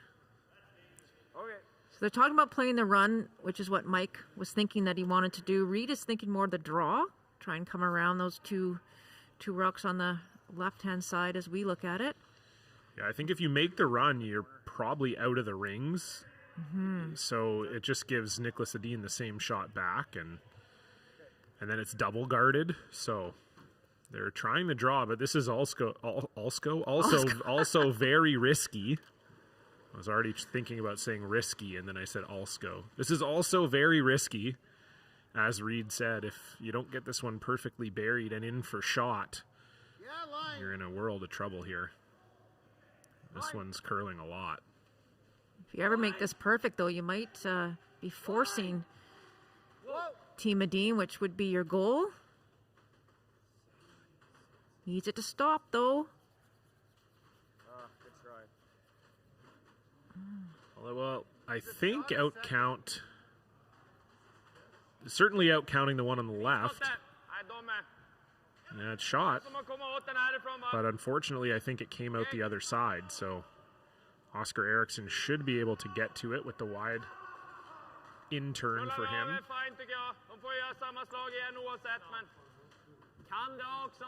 Let's just see how much that over buried. That's unbelievable. So Eric being left-handed could actually see probably almost all of that stone. Eric, did I say Eric? Eric Oscarsson. Oh my God, Oscar Eriksson. See, I'm listening to you too much here now with all these mistakes. Oh, it's my fault now. Okay. You're making up words. I'm changing names. Sunday morning. Need more sleep. Eric. I've been thinking I was going to call him Eric all weekend, and I guess I just did. I apologize, Oscar.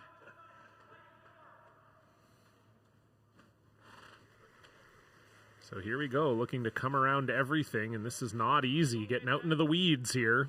Yeah, I haven't seen too many out here, that's for sure.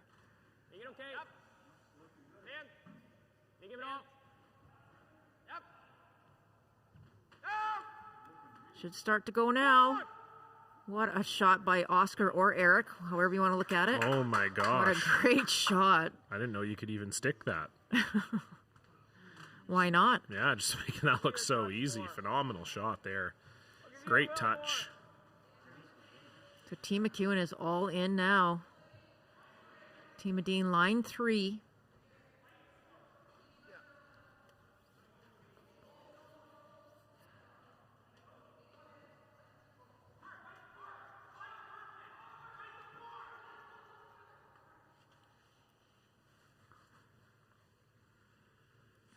So huge shot for Reed Carruthers. Nicholas Edin sitting 3 with hammer. That's good. You want to say Reed made a perfect one on his previous one, but I guess he needs to make this one even better. Line.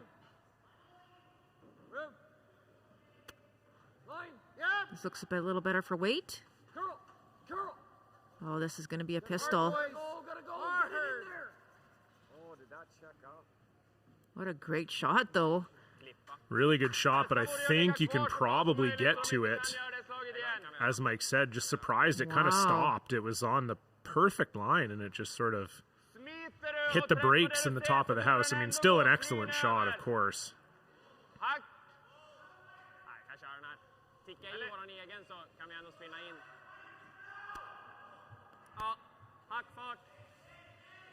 Bara se lite hur det ser ut. Se inte ut och gå och ta för tjockt. Smiter vi absolut. Då får den nog träff. Ja, försöker sätta en liten vick in där. Hack. Frågan vart jag vill ha is. Det känns som det finns en jämn och fin curl liksom. Ja. De har ju legat här någonstans på sina... Jag tror bara lite in på det vita området. Ja, där någonstans. Gillar du det? Ja, ja.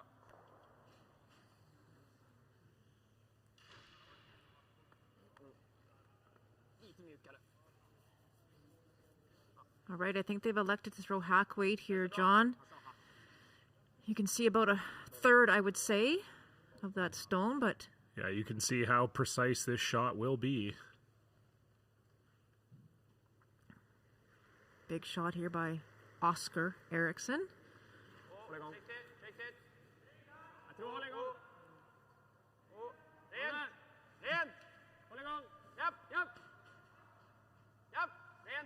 Actually looks like pretty firm hack. Trying to hit and roll away. What a fantastic shot. Phenomenal Wow. shot by Reed and an even better one from Oscar Eriksson. My goodness. My goodness is right. Terrific. This guy is hot. Those are two just phenomenal touch shots from Oscar Eriksson. He might have to keep that toque on all season. He's been unbelievable today.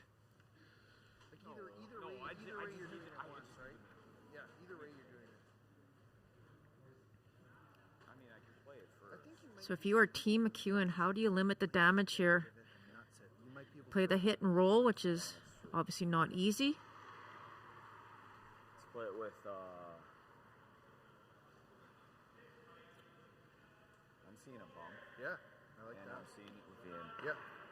I'm seeing like right there. Yeah. Okay. Okay, let's see it. I like it.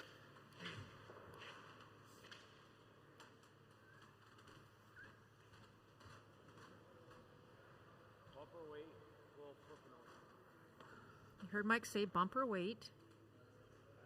I'd love to get the perfect hit and roll, but really hard to bury anything. Seems accessible. Just bump. Has to make the roll here.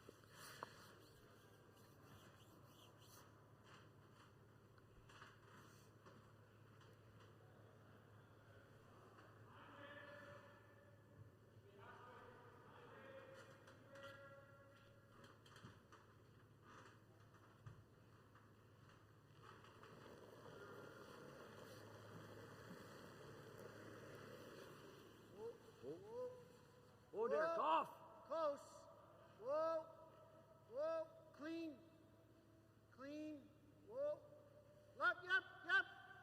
Whoa. Whoa. Whoa. Yep. Yep. Yep. Whoa. Great touch by Mike. What a shot. That is a beauty. Running out of words here, Melissa. This is, I mean, literally just subtracted 4 rocks from the scoreboard, possibly. My gosh, what a shot from Mike McEwen. Fantastic touch.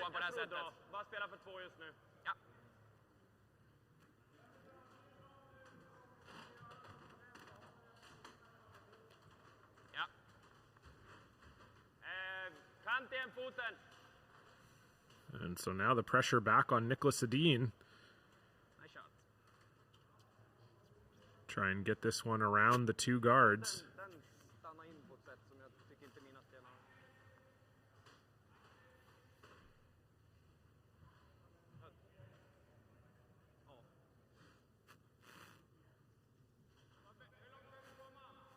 Delar sig 3 cent in på åttfoten.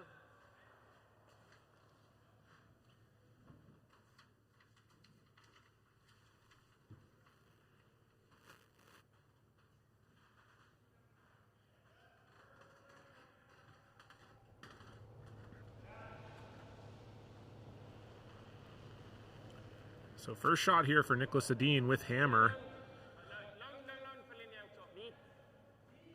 Looking to make a draw around the corner guard.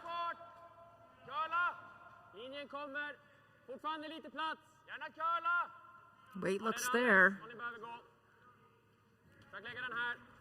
We saw what happened earlier. It comes off very quickly. Why not? Why wouldn't we just make every shot? Fantastic throw from Nicholas Edin as well. I gotta save my shooter because he can make this. But they can see it here. So I need to save the shooter. Yeah. So I think I'm throwing hack, quarter rock, and you're trying to roll like. Are you throwing the same weight as you just threw? Pretty much. Yeah. Yeah. Yeah, and roll. You're just trying to hit like a quarter-ish and get back down here. Yeah, just gotta and keep it like close to the 8 foot. Yeah. Yeah, back in. Yep.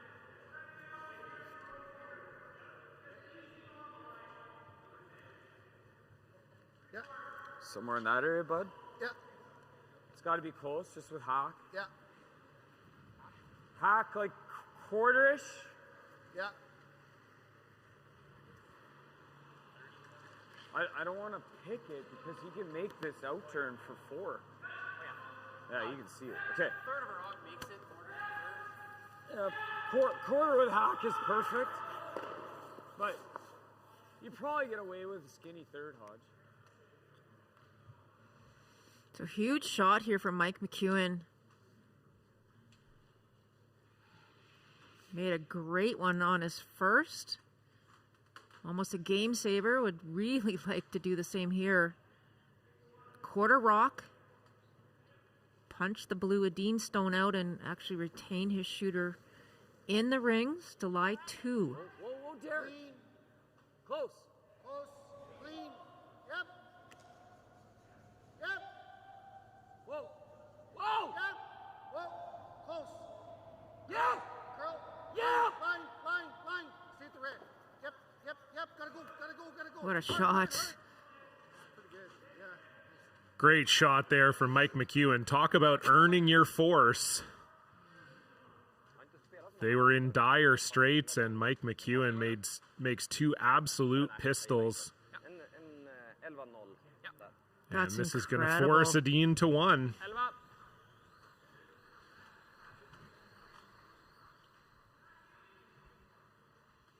We had talked about earlier in the game, Mike, maybe his team just being on the wrong side of the inch, and none of that anymore these last couple ends. Just some phenomenal curling up and down the lineup from both teams.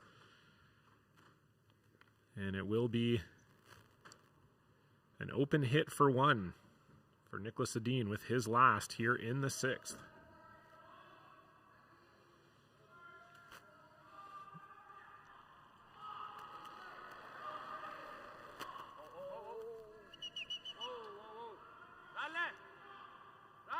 This one's way out there. Got a lot of curling to do. Järnet hela vägen. Hårt. Ha chans. Kom igen. And Rasmus Rana Great will do the brushing. job, bring it all the way over.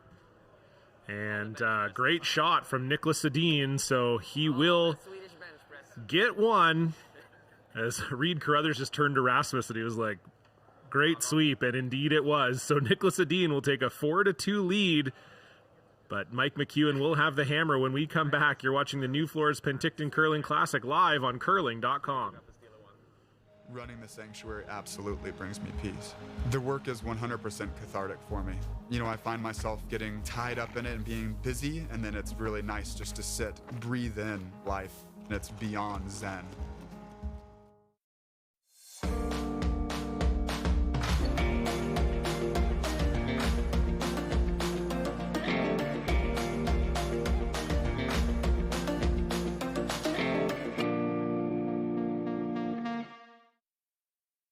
Northern Credit Union.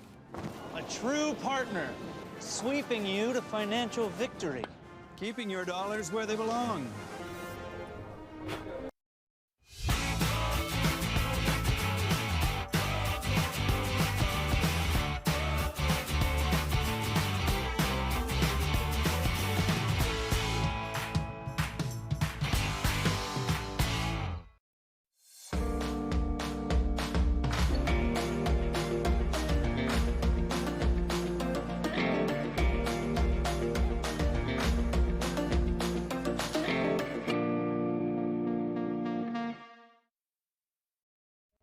Here at Red Arena, we are trying to help people through equine therapy. Working with the veterans has been a very amazing experience. Our little motto that we always say is empowerment through horses. I love what I do. I'm just happy to be a part of it.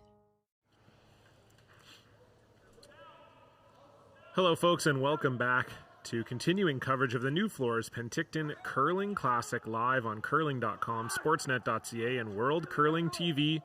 John Cullen alongside Melissa Saligo on the call. And Melissa, that sixth end might be the best end we've seen here all week. Just fantastic shots from both teams. That was absolutely incredible. And Mike McEwen stepping up, made two absolutely perfect shots. And it did force Nicholas Edin to hit and stick for one. And without the help of Rasmus, may not have made it. Yeah, as we said right before we went to break, we saw Reed Carruthers just turn to Rasmus almost with a look of disbelief on his face. Christopher Sundgren had abandoned the rock out at the City of Penticton logo. He had given up, and, well, he had nothing to do anyway. Rasmus just had to bring it over, but he certainly dug in there, and I think Rasmus said it was all the Swedish deadlifts that helped him bring that one over. But yeah, just a fantastic sweep to save the one for Nicholas Edin. But as you said, a couple fantastic shots by Mike McEwen to make the one happen in the first place. And so Mike McEwen playing the tick on their first to get this blue one into the rings so Colin Hodgson can hit it with his second. Could be a case of Mike McEwen looking to keep the blank option alive and retain hammer into the eighth.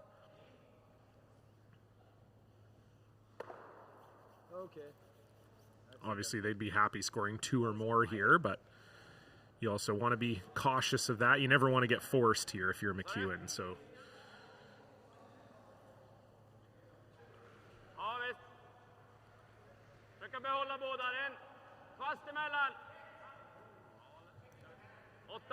Over in our other semifinal, it is Team Glenn Howard leading by 2 over Colton Flash, 4-2. Flash does have the hammer. They're playing the 7th end. Of course, you can watch that game on Curling Live's YouTube page.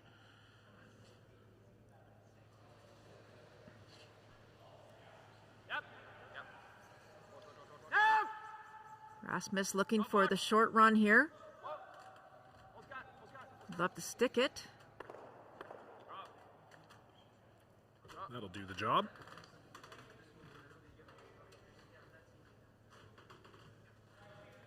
I think so.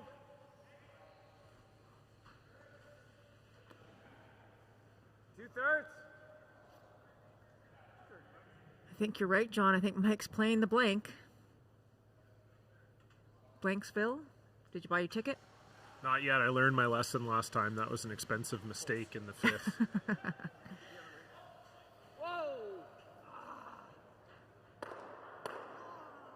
And unfortunately, they will just stick it right there. So now Edin will have the chance to split the rings. Guard that then. Or guard that one. Alternativ. Okej. Ja. Man kan ju slå om offensivt, men vi borde ju kunna komma ur det med en tvåa då ändå. Isen ut. Ja.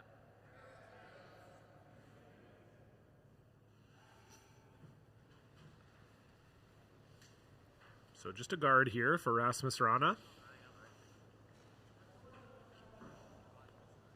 Okej, fart. Linjen är bra. Lite kort. Ja. Mitt på reklamen. Ja, ja. Fortsätt gå. Fortsätt gå.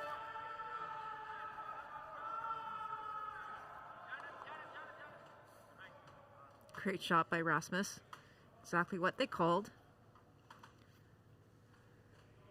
Trying to make the blue red, Derek.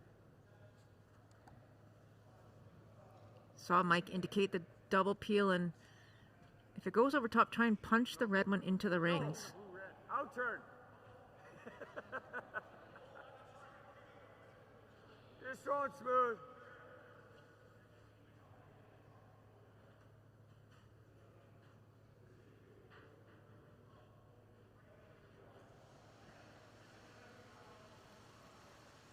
So a few teams on tour using that smooth call. Matt Dunstone uses it as well. It's just a controlled peel. We've seen so close. We've seen Derek actually use that weight most of the game today. He's made a lot of shots with that sort of control weight, that down weight peel. Same call here for Team Edin. Corner guard. Nicholas Edin doing everything they can to force Mike McEwen to have to take a single point here in 7 with hammer.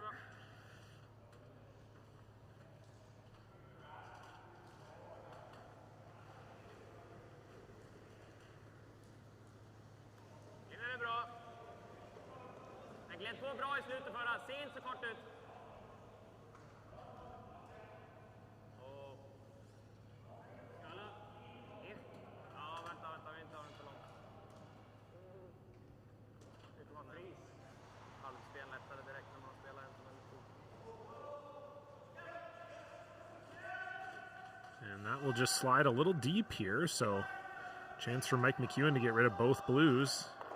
Roll onto the rings.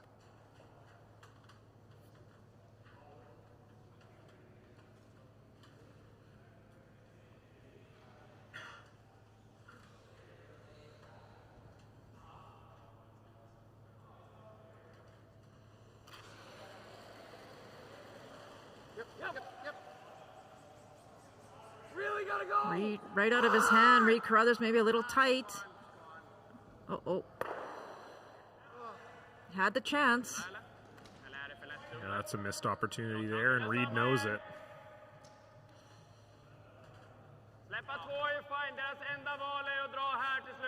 Haven't seen that in a few ends, Melissa, but as we said at the start of the game, the ice very release sensitive. If you're a little bit in on it, it will curl, and I think that's what we saw from Reed there. Yeah, pretty much knew it right out of his hand.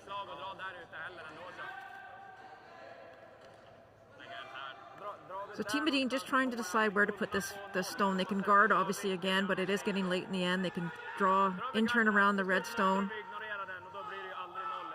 Again, their end objective here is to try and force McEwen to a single.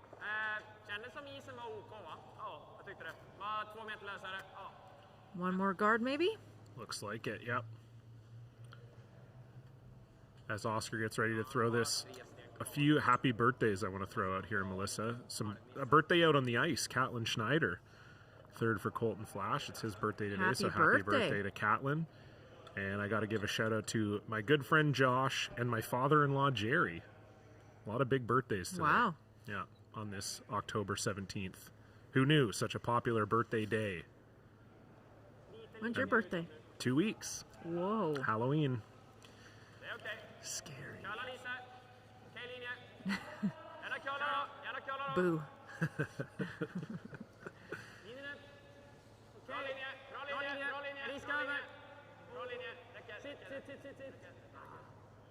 So they would have wanted this one a little deeper, I think. So tight on his first and not so tight on his second. I think it's accessible to Mike McEwen. You can see about a third. I just say a third. I don't know if it is a third, but it looks about a third. I think that's right.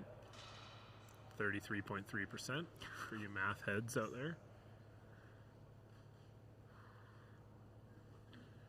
So Reed Carruthers will just look to get around and hit what he can see of this one. Ideally, they'll roll out into the open. We know they've been chasing the blank all end here.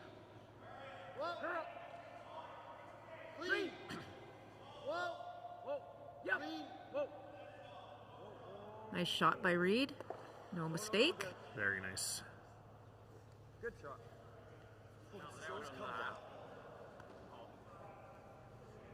Stickan den alltså, han kommer aldrig kunna ligga 2 gömda. Nej. Han kanske gör splitten, men då... Och den risken finns ju. Får han bara in en så är det ju... Sätter jag den så kommer vi ha någonting kvar ändå. Antingen en vick eller en rundning. Ja, han kan ju sticka den, men det är... Då har vi en rundning ändå. Ja. Men vi kan köra på vilken då. Ja. Vilken väg? Out eller? 11. Så. Det är 10-8 på den neråt. Ja. Jag spelar något liknande.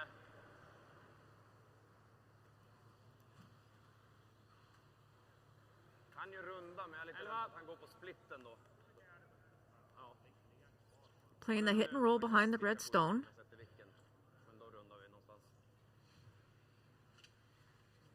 Wouldn't mind probably showing them a piece on the wide side. Make it a little bit more difficult for Mike McEwen.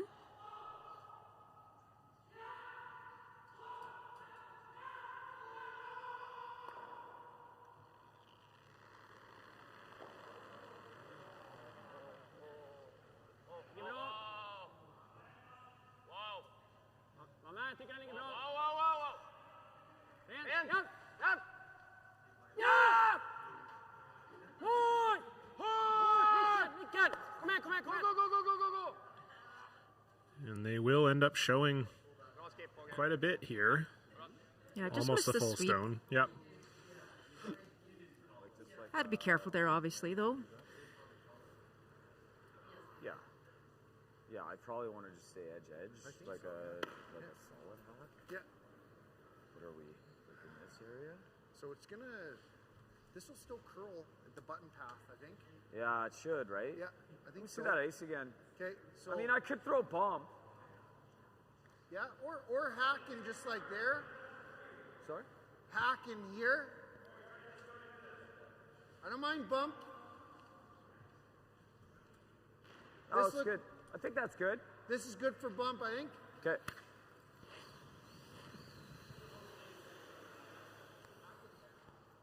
That's the only reason why I don't want to throw hack, even though I kind of like to, but.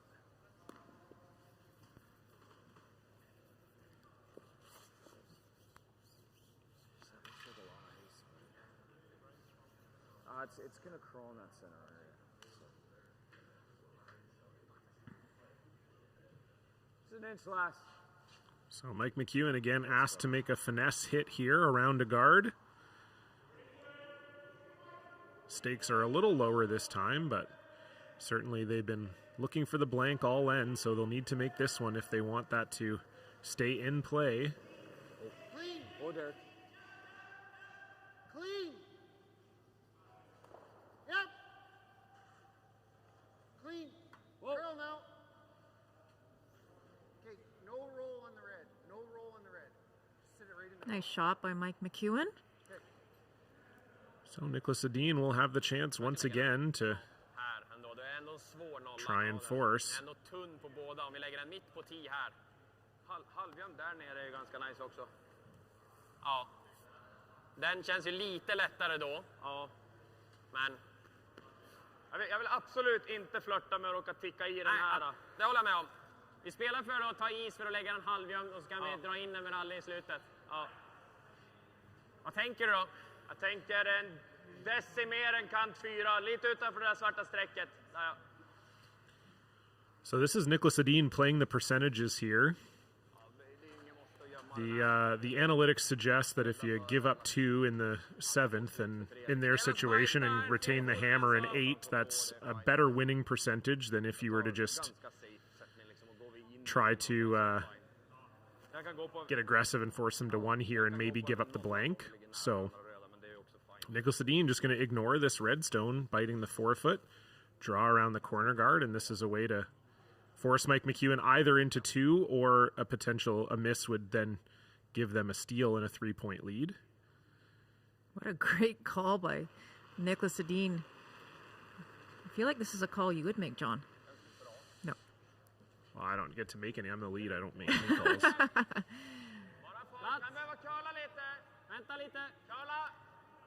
The only calls I make are to the airlines to book our team's flights.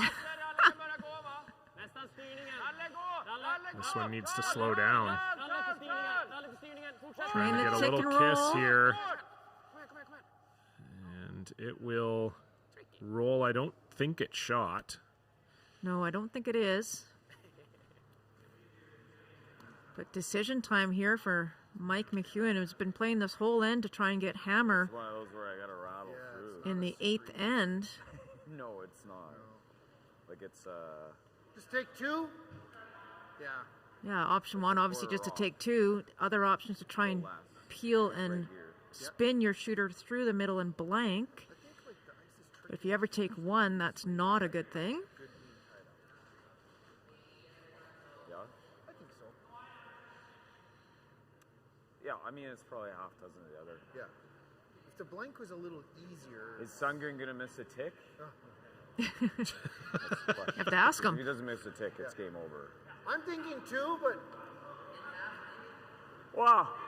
Is Sundgren going to miss a tick? If the answer is no, then the blank is... I think he's trying to convince. If you don't think he's he's trying to gonna miss a convince tick, then I gotta Christopher play that the maybe blank. he should be missing this tick. That's right. Can you miss the tick for us, please? Yeah, he keeps looking right at him when he says Yeah, it. he does.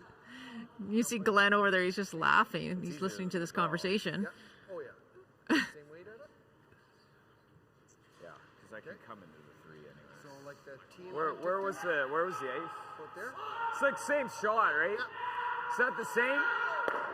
So he's playing for 2, I think.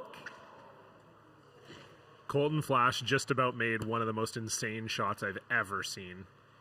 He missed it by about half an inch. And so Glenn Howard will steal in the 7th end. They'll take a 5-2 lead into the 8th. Colton Flash will have the hammer. Yeah, but at the end it wasn't. So it's the same exact shot. So after that discussion, they have decided to take 2, and we'll see if their attempt at mind games on Crippa worked out. I don't think they're actually playing mind games. I think they're just good friends, but it was definitely a funny interaction. So final stone here for Mike McEwen, looking for 2. And this is curling early. Do not want to take 1 here. Can Derek Samagalski hold it? He cannot. Boy. And they will hit their own rock out of shot. And that will put 1 up on the board. A steal for Nicholas Edin. An unfortunate miss for Mike McEwen. And Nicholas Edin will take a 3-point lead into the 8th. We'll be back with coverage of that 8th end here on curling.com right after this.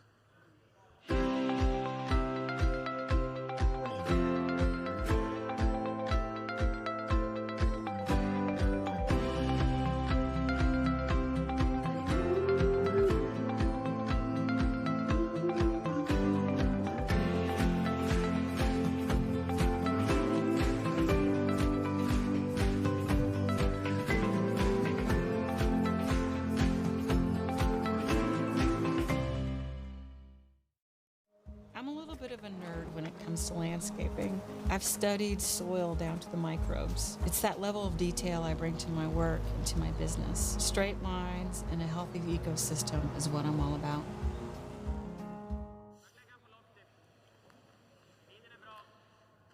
Welcome back, folks. We took a quick break because we don't want to miss any of this semifinal. Team Nicholas Edin against Team Mike McEwen here at the Nufloors Penticton Curling Classic. You're watching the 8th end. The winner of this game will move on to this afternoon's final. John Cullen alongside Melissa Saligo. And Melissa, it was a long talk between Team McEwen as to whether they wanted to try for the blank or try to get 2. And they ended up doing the one thing they didn't want to do, which was give up a steal to Edin. Yeah, it was just a fantastic call by Nicholas Edin on his last one. Instead of hitting and rolling and trying to allow Mike McEwen an easy blank, they decided to throw the draw. They weren't shot. And yeah, for Mike McEwen, it was a long conversation. Neither shot was really easy.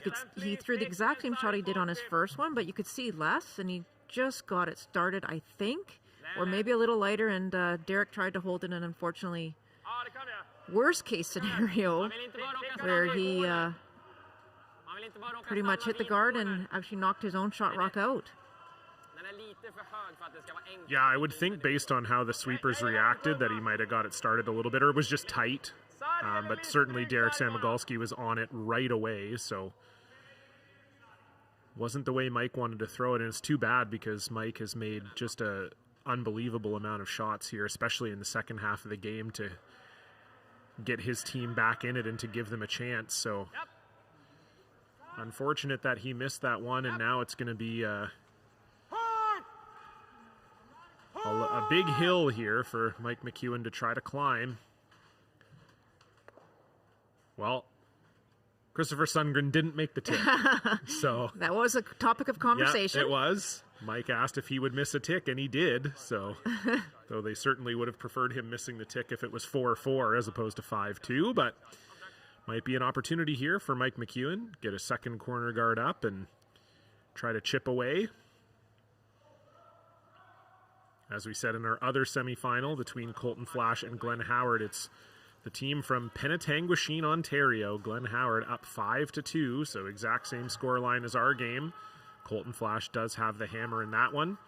Of course, the two semifinal winners will meet in the finals of the Nufloors Penticton Curling Classic coming up at 12 p.m. Pacific time. That's 3 p.m. Eastern. We will have the coverage here for you on curling.com, sportsnet.ca, and World Curling TV. So hopefully you'll join us for that one. It should be a good one.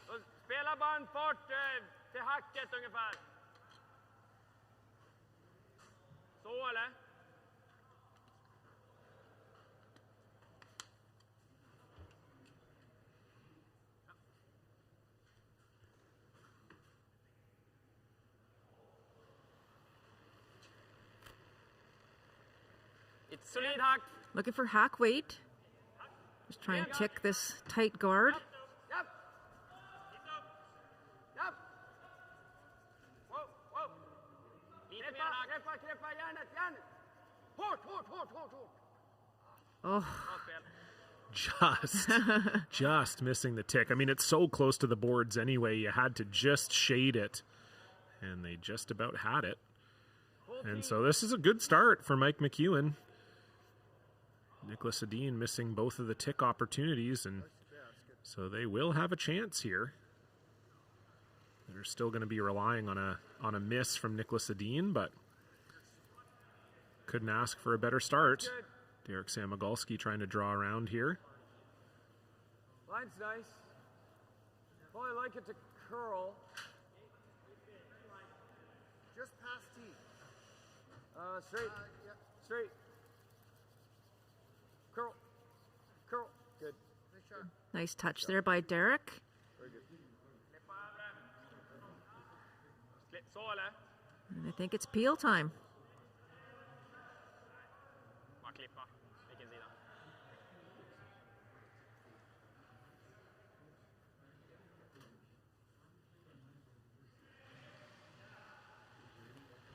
Lite extra. Ja. Men på vilken? Bra, ganska toppen här. And they will get the top one. I think we'll see Mike McEwen probably replace that. I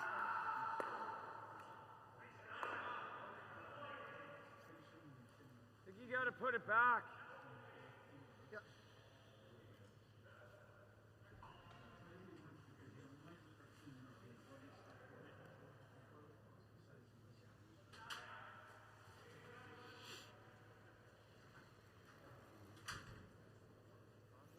Derek being asked to replace that corner guard.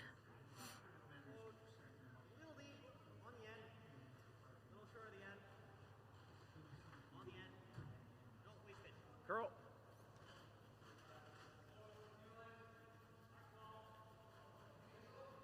Nice shot. Yeah, Derek will replace that. So we've still got a nice line of reds there. Looks like a parade outside of Buckingham Palace. Dra lite extra.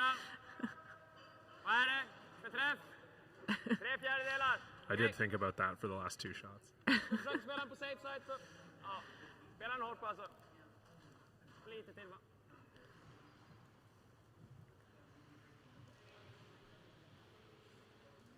So just debating which one they wanted to peel, and I think they're going for the top one.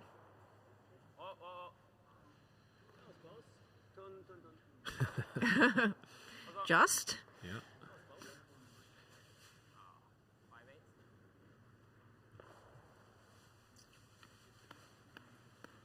So you can see Mike McEwen just deliberating when they want to get another rock in the house here, because you got to score 3. So Here? Yeah. we've seen that strategy utilized by a few teams here. With the ice curling as much as it is, you can bury around this rock on the tee line. As you say, John, we're down to third stone, so can't really afford to put another guard up need to get another rock in the house here.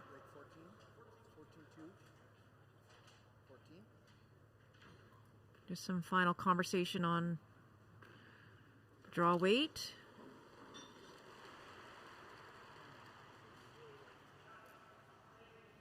Go ahead. Curl. Curl freeze. Curl freeze.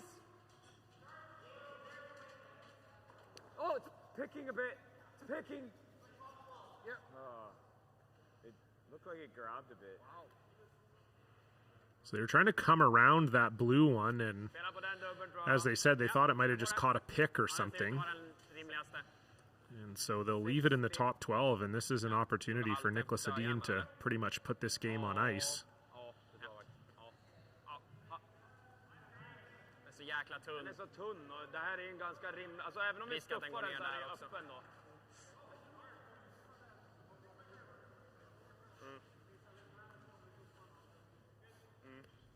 Det är sant. Förstår vad du säger. Den är bara äckligt tunn. Ska jag verkligen gå för den så finns ju Janne.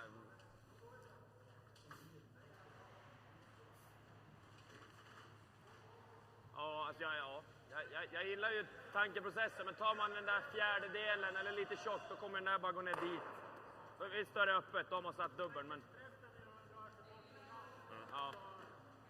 Just debating whether they want to take on the slash double of the two rocks in the rings, or actually run the red guard in and try and catch one of the red stones in the rings.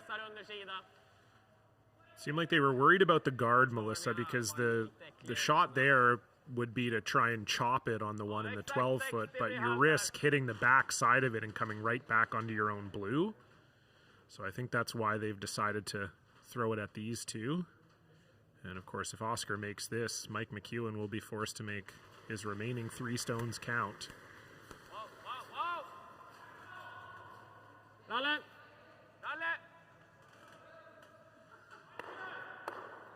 And he will stick it, so the dream is still alive here for Mike McEwen. See, Rams, I think you're playing the same shot. Yeah, we could. Probably have to. I don't want to give Nick a go at this right now.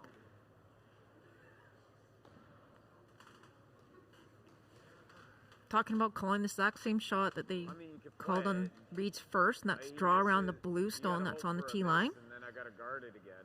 Yeah.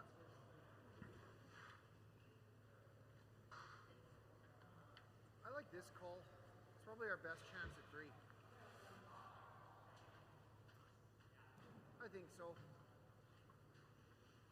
Think, like I gave you here, you want to, same? I think more. Like edge? Yeah.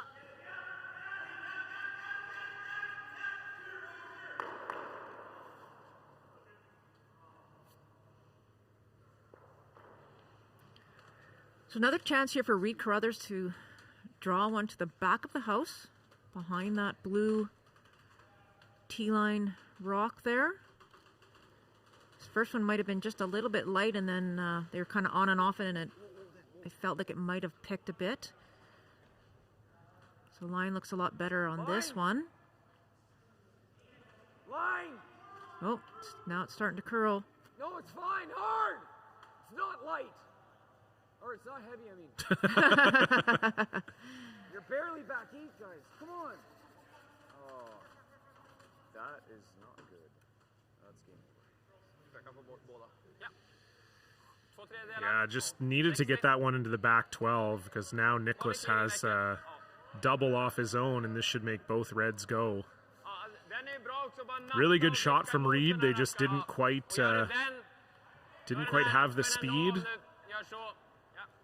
Thought the sweepers could have been on it, maybe. That's what Mike seemed to indicate, but I don't know. I thought it was, I think they were on it fairly early. But in any case, Nicholas Edin will have a chance to end the game on his first.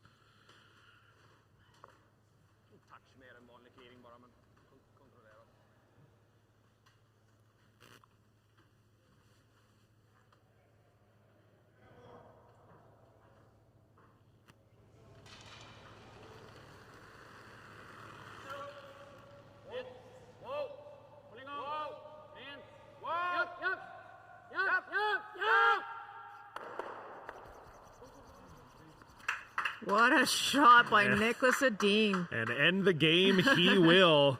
Fantastic shot from Nicholas Edin as they book their ticket to the final of the Nufloors Penticton Curling Classic. The final score will be 5-2, and we can say that the other semifinal also over.